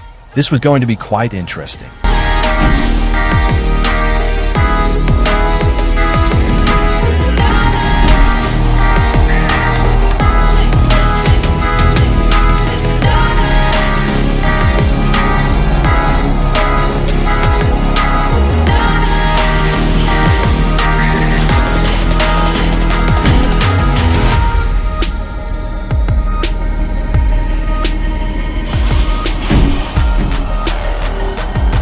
I know the sky is supposed to look like a sunset, but it looks more like the world is ending.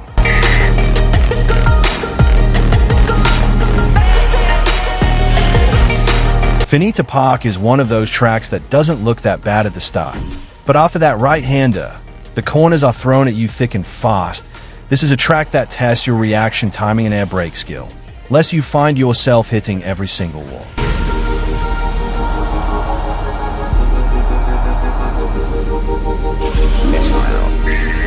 What a wanker. I thought I was clear of that.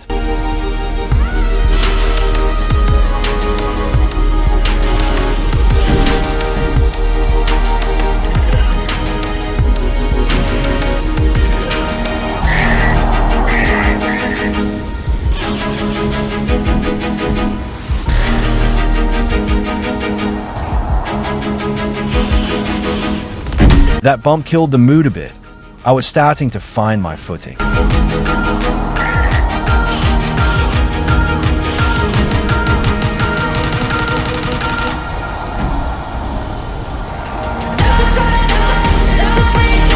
Can't tell if that was bad aiming or bad planning.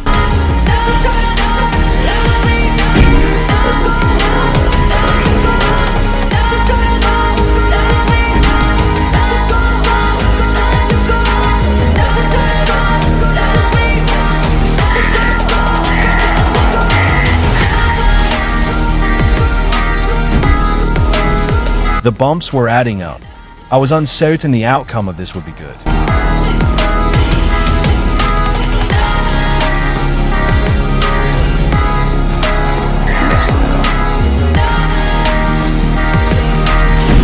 It was Odessa Keys all over again.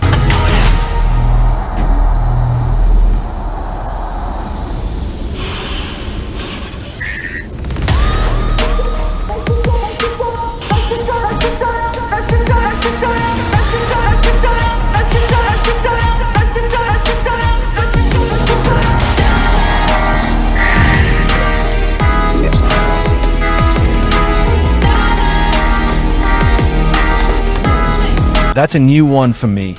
Never fucked up like that before.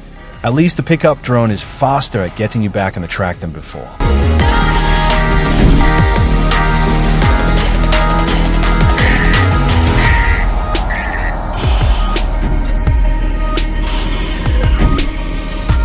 Of course, something had to go wrong just as I was getting my flow back.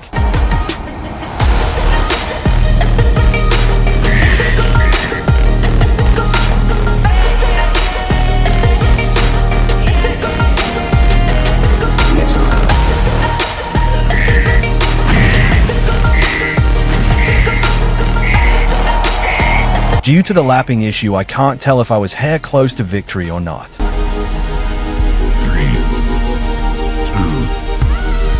1,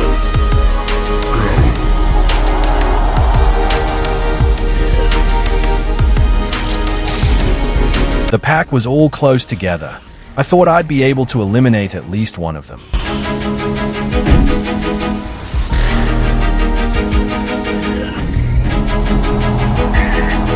I was bearing down on the pack, and because of one mistake, I've completely lost them. This turn of events didn't make me any happier.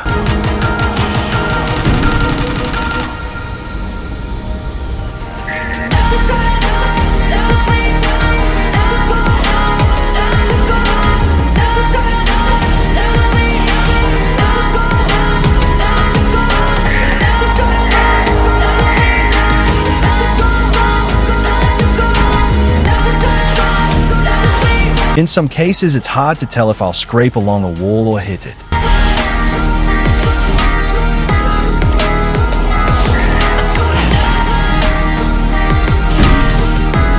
This just wasn't my race so far.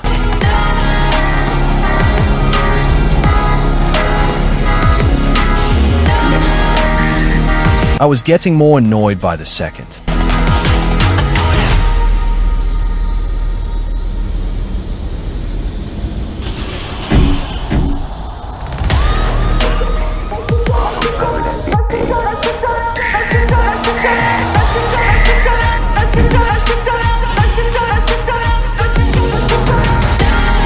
Every time I had a good enough chance, something went wrong.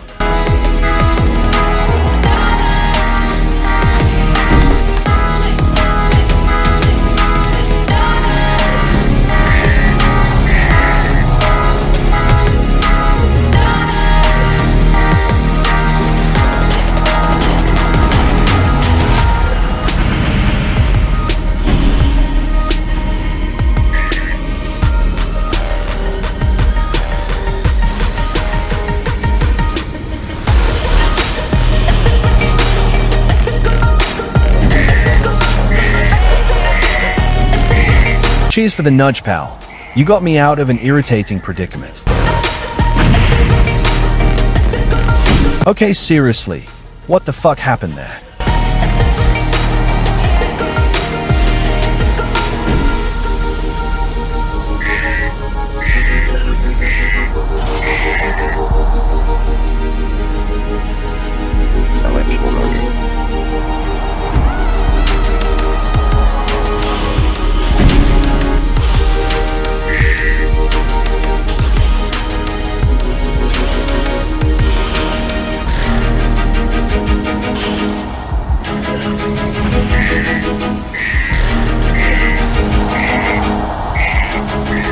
I was of two minds heading into the final lap.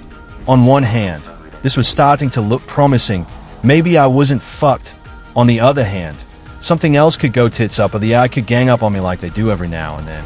Either way, this wasn't over yet.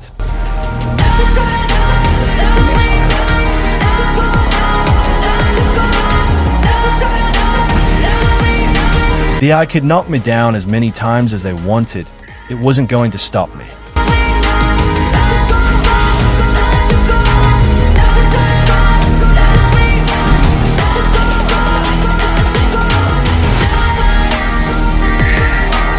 And just for good measure,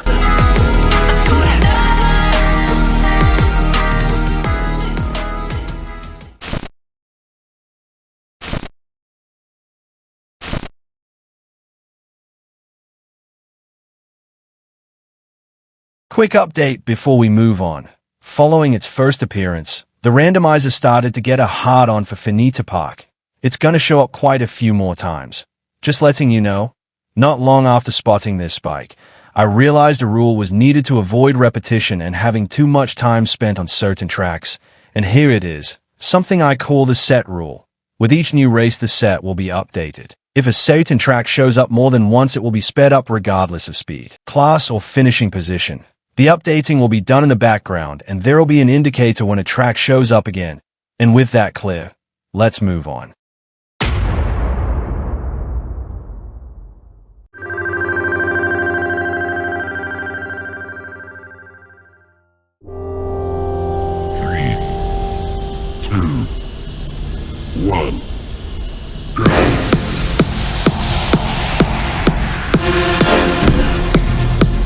Not the best start, but I wasn't about to let that dictate this race. It would have been more useful to fire that forwards.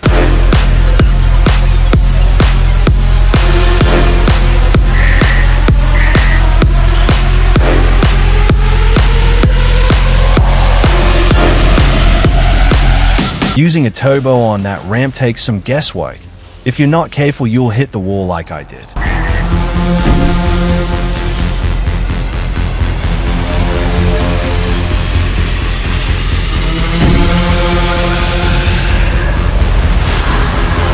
This guy was determined to get on my nerves.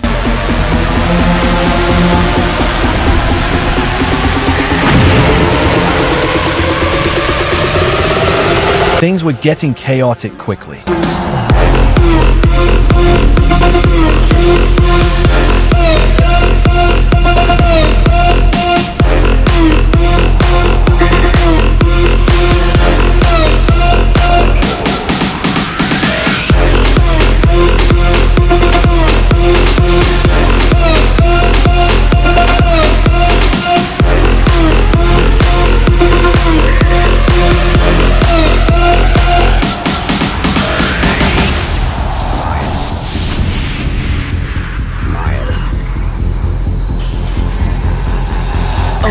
This was yet another new one for me. I've never gotten a perfect lap on Sagarmatha before. Open your mind. Right as my shield expired, I got hit. That's some bullshit right there. I can't express just how annoying crap like this is.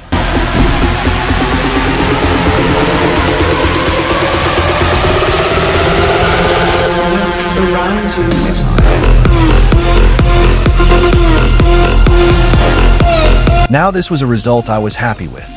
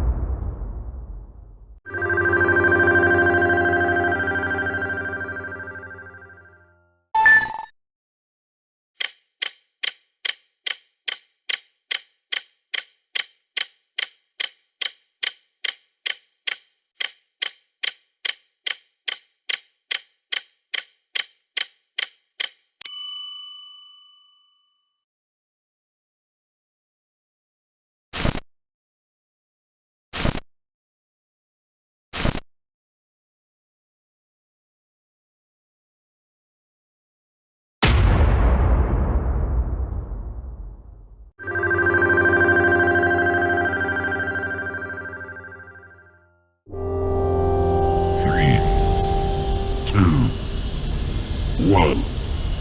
Go.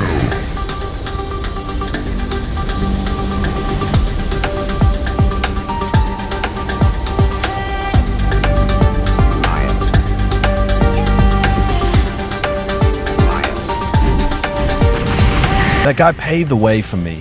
What a kind soul.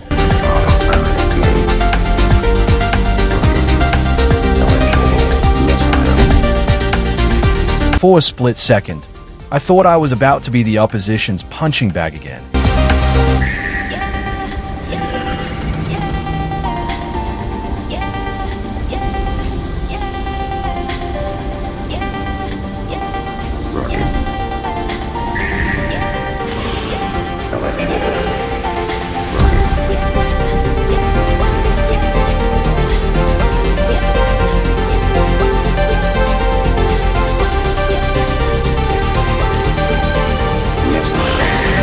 That's surprising, but not for the reason you're thinking. Talon's reach is easy to get perfect laps on. I'm more surprised about getting that in the first place. What with the way I was flying back there?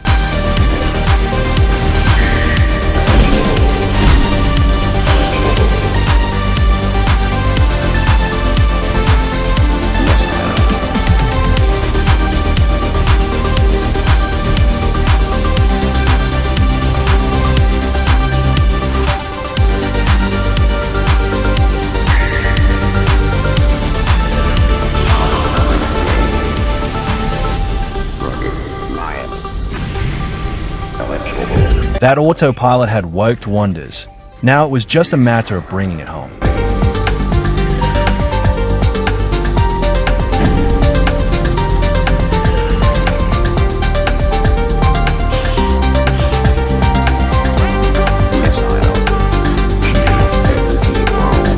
One of the few times getting hit with a missile didn't bother me.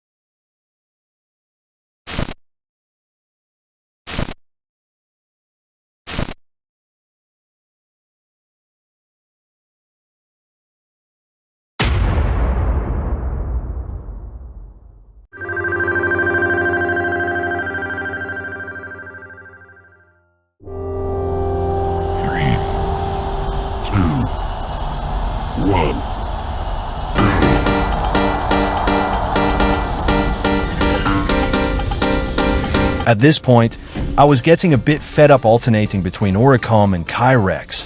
The favoritism was evident, much to my annoyance.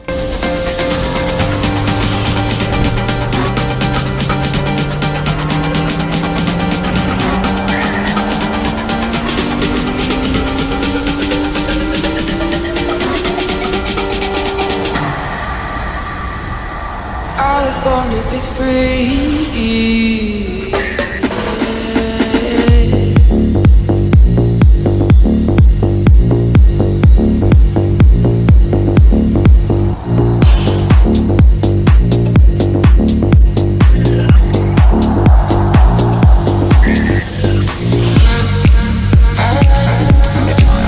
My third visit in a short space of time, and I was still making silly mistakes like that.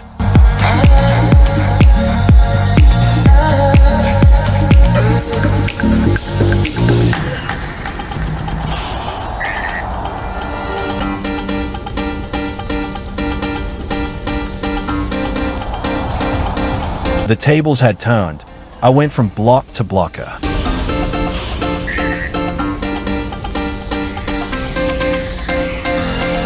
I'm slightly taken aback by how beautifully that was done.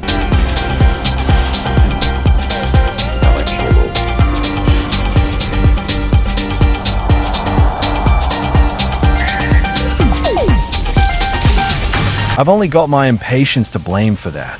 I should have waited to get a better line on that guy.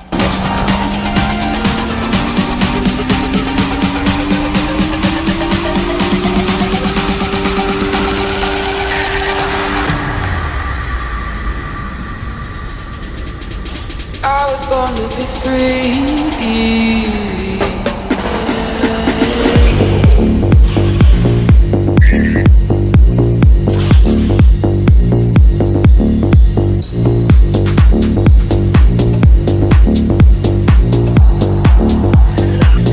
That would have come in handy. Why did I drop that?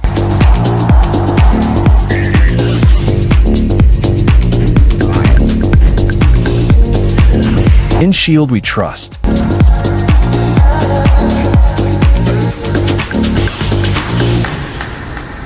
Missile. Lucky bastard.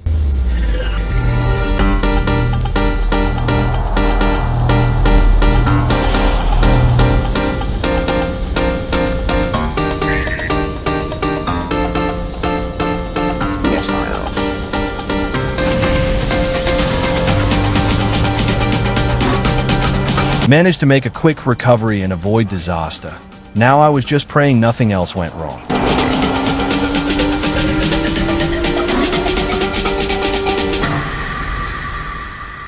I was born to be free.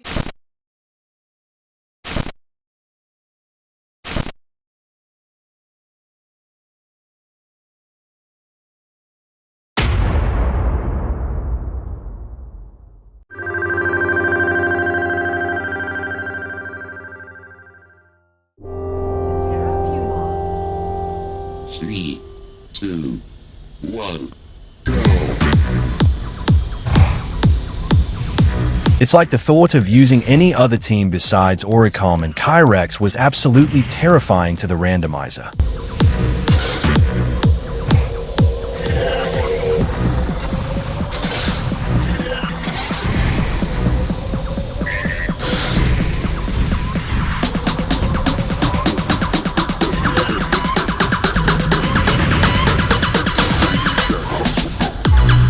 Now this is what I call fast climbing.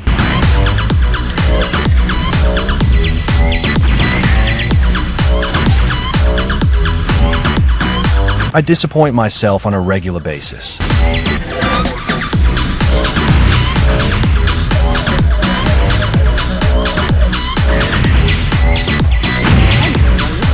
Well, that's one way to get rid of a roadblock.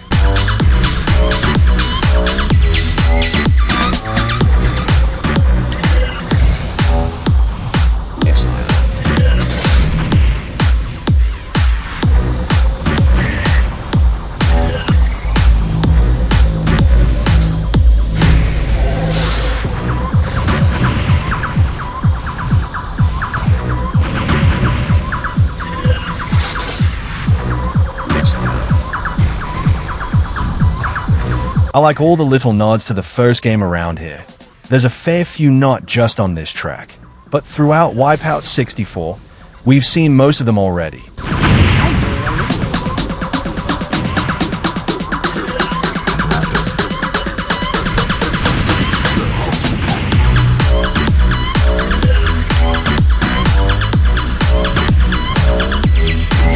This links back to my impatience from the last race.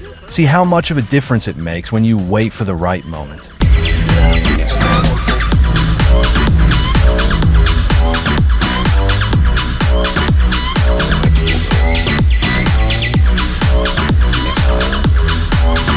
Cheeky bastard did to me what I did to him.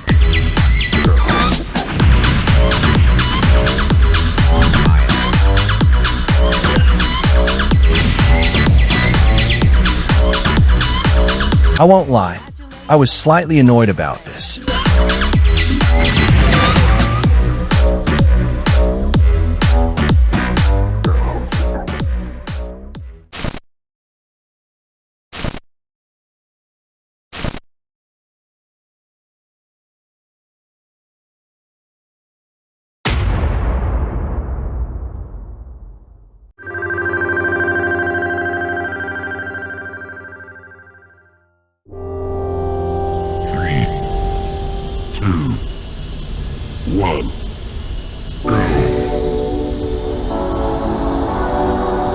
Words alone can't express how happy I was to be using a team other than Oricom and Kyrex.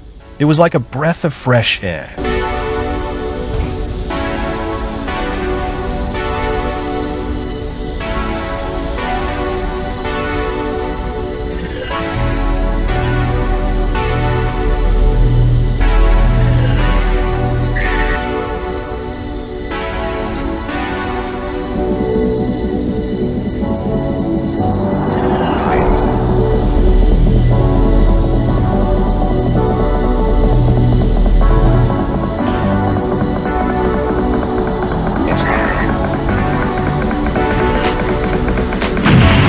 I don't know why I don't drop thunderbombs when there's no one in front of me. Why didn't I fire that forwards?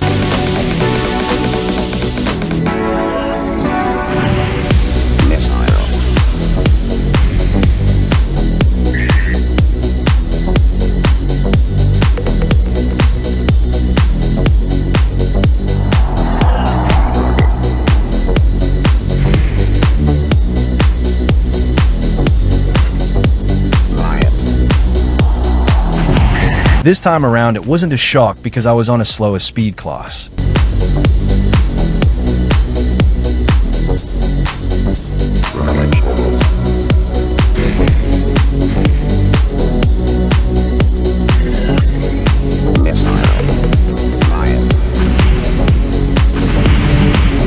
In fairness, I had no way of dodging those.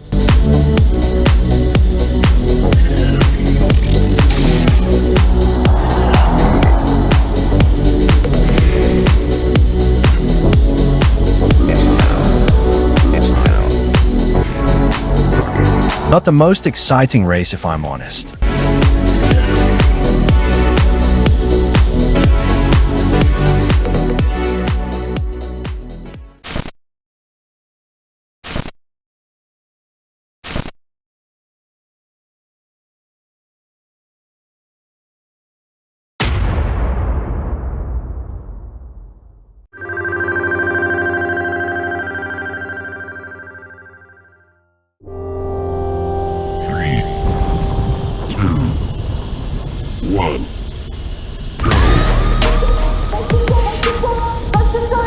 From Easy Street to Hell on Earth, can't say I'm surprised by this.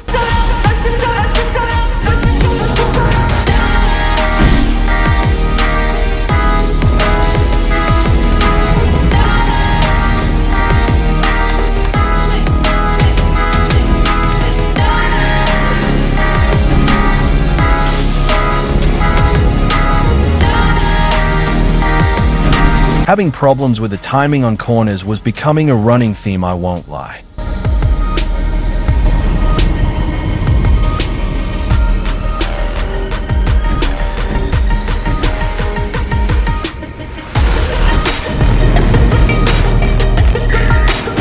This track is insanely devilish. It tempts you with straight sections where you'd want to go flat out, and then it throws you into a sharp corner series. If you don't want to hit the wall, you need to be quick on the air brakes. And if you manage to get through the first corner series, another less sharp but still challenging one waits near the end. Couple those with dark interior sections and lighting flashes that can throw you off, and you have one ballbuster of a track.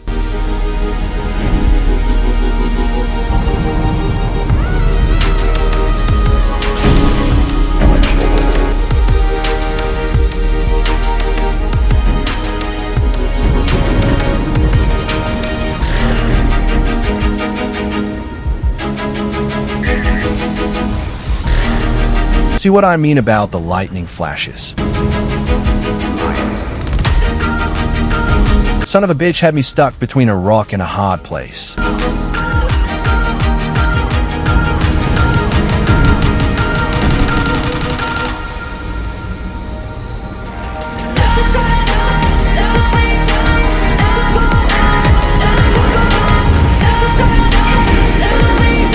As if I didn't have enough to worry about.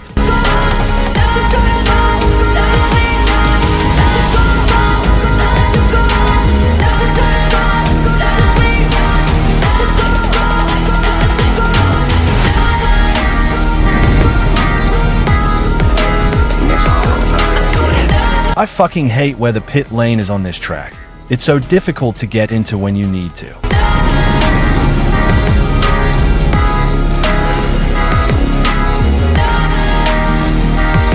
You need to get that turn absolutely spot on to avoid hitting the wall.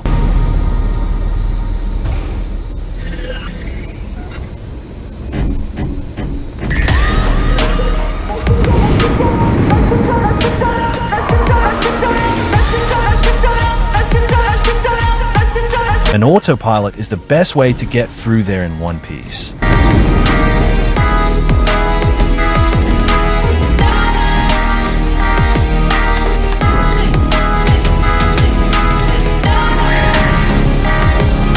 If you're coming into that turn at any reasonable speed, timing is everything.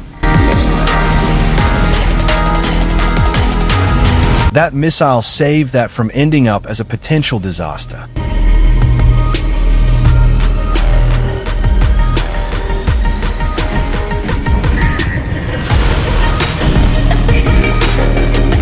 I was clutching at straws once again.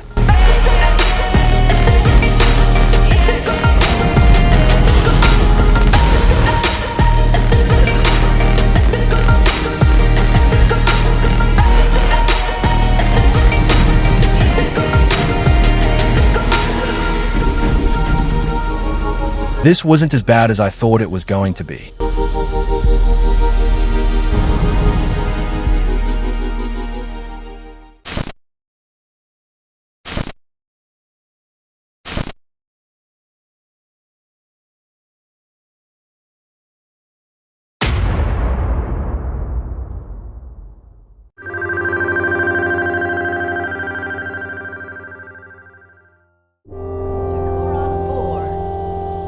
Three, two, one. Even though I was on a straightforward track, I had a feeling I was in for a trial and a half.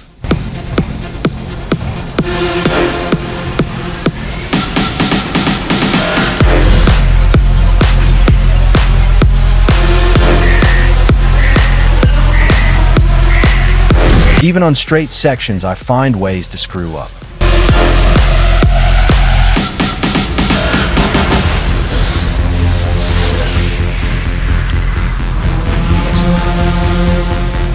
For a brief moment, I was worried what went around would come around. One lap in and I wasn't impressed. A lot more needed to be done to turn this around.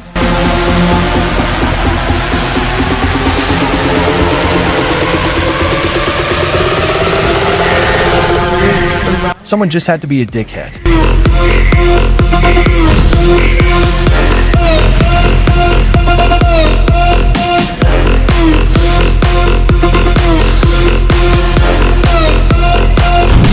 That came out of nowhere and made me piss myself.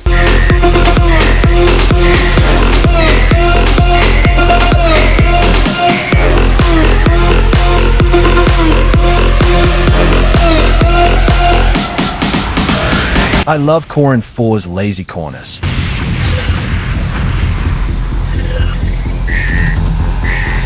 Open your mind. The world I seem to be cutting it fine as far as the checkpoints were concerned. mind.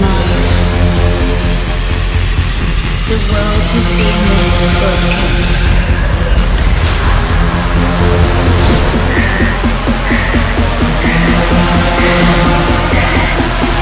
There was still time to bounce back, but not much. I still had a ways to go. Look around you.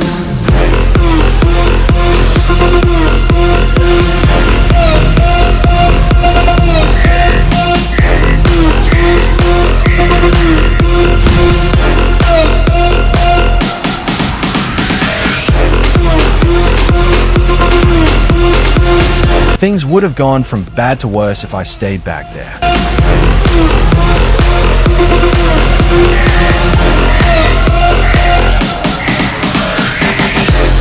By this stage, I could not afford any more problems.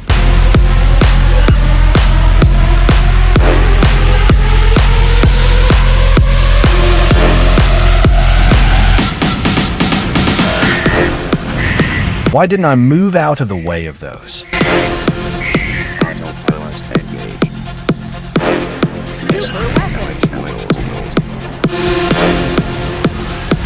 Peyruis' super weapon is best explained in action if you know what I mean. This one was a mess from the start.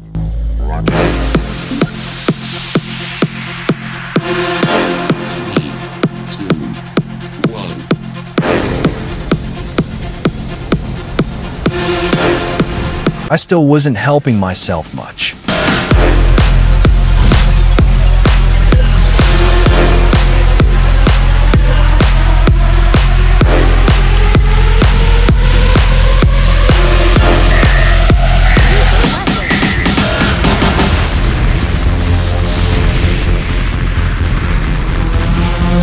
That was Peyruis' super weapon, the minigun.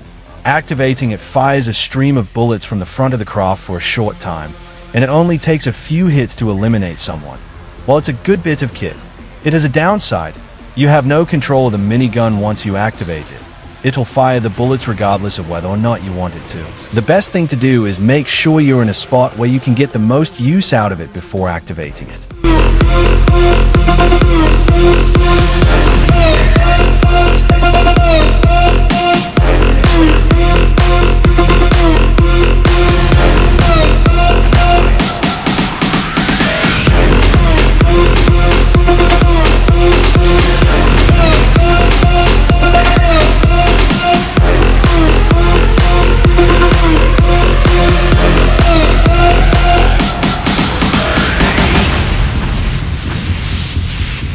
I was enjoying that little stretch until that happened. Open your mind. The world has been left broken. Open your mind. The world has been left broken. This was looking better than the last run. I felt confident I had a good chance of success, just needed to stay focused and hope my luck held out. Look around you. I could have gotten away with that if I didn't use that turbo in a stupid place.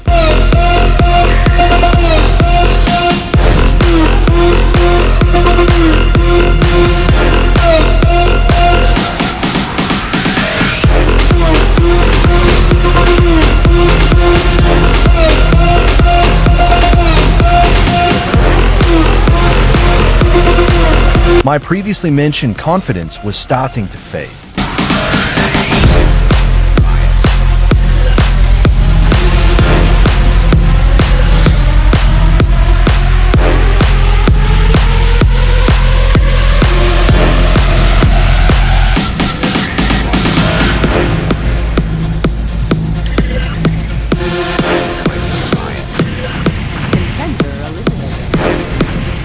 Again, that came out of nowhere.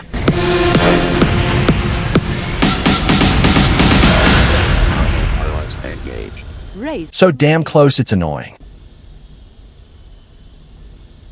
3, 2, 1, go. A stalled start was the last thing I needed.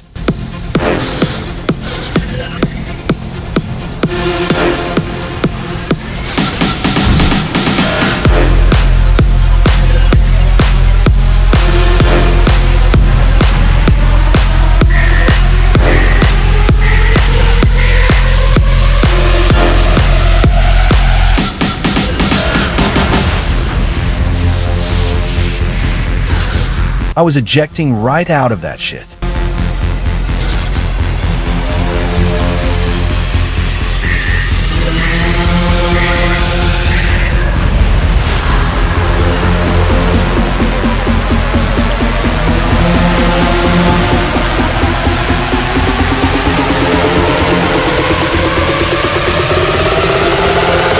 Look around you.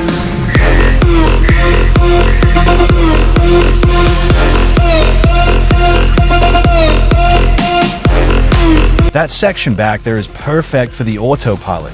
It gets you through a technical spot quickly. The following left-hander extends the duration, and the re-entry point is perfect for getting back in control while keeping your flow.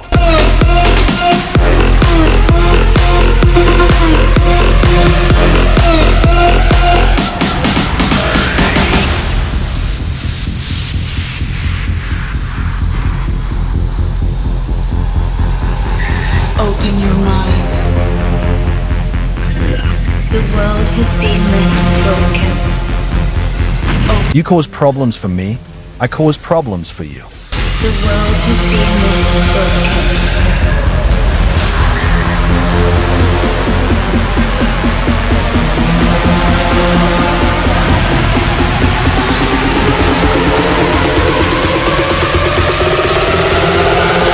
Look around you.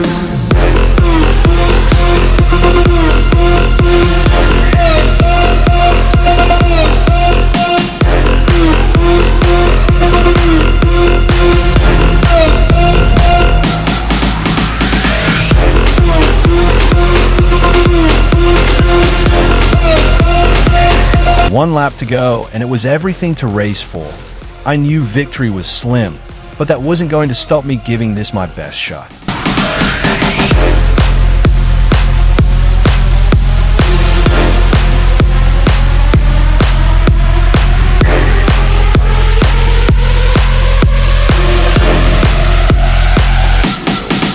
With a little help, I finally had what I wanted.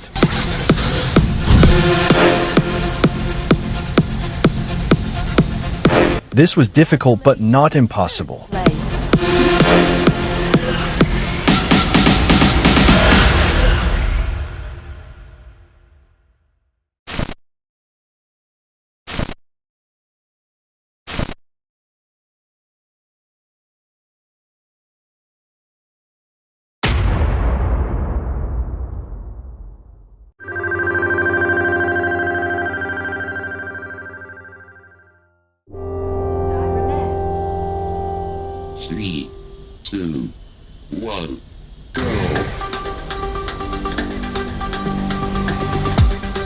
Not what I had in mind in terms of a breather, but beggars can't be choosers.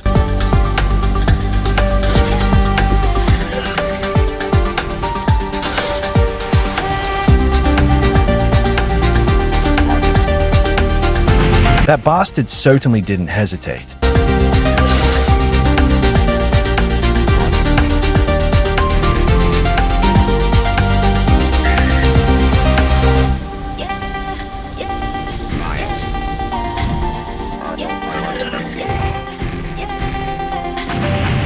Even on slower speed classes, the autopilot does make a difference going through here.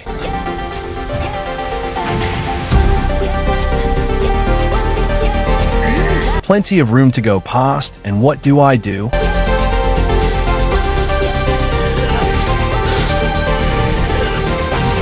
Once again, I didn't see those until it was too late. Missile. Once again, I thought I was cooked.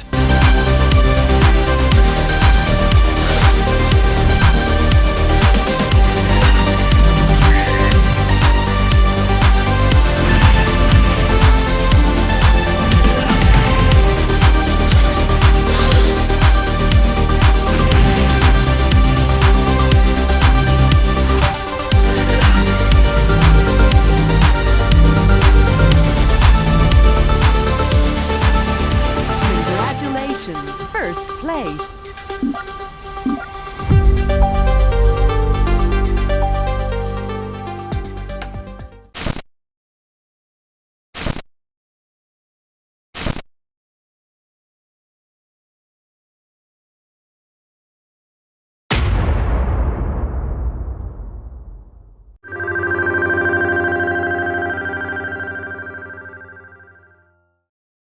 I had a very bad feeling about this. 3, 2, 1, go.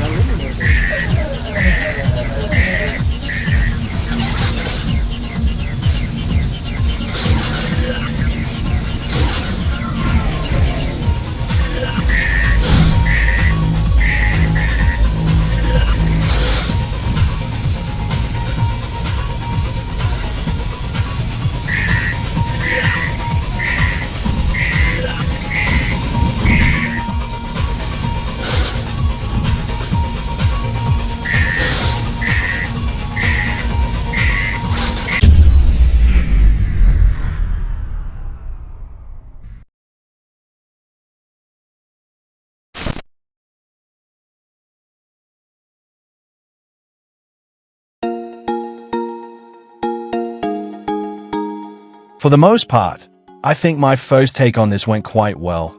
Gave this 100% and I was quite pleased with the results. 28 victories, more than double the amount of victories on my first take of the WipEout Gauntlet. However, in the grand scheme of things, that's not much of a brag. I still have a very long way to go, and this is still early days.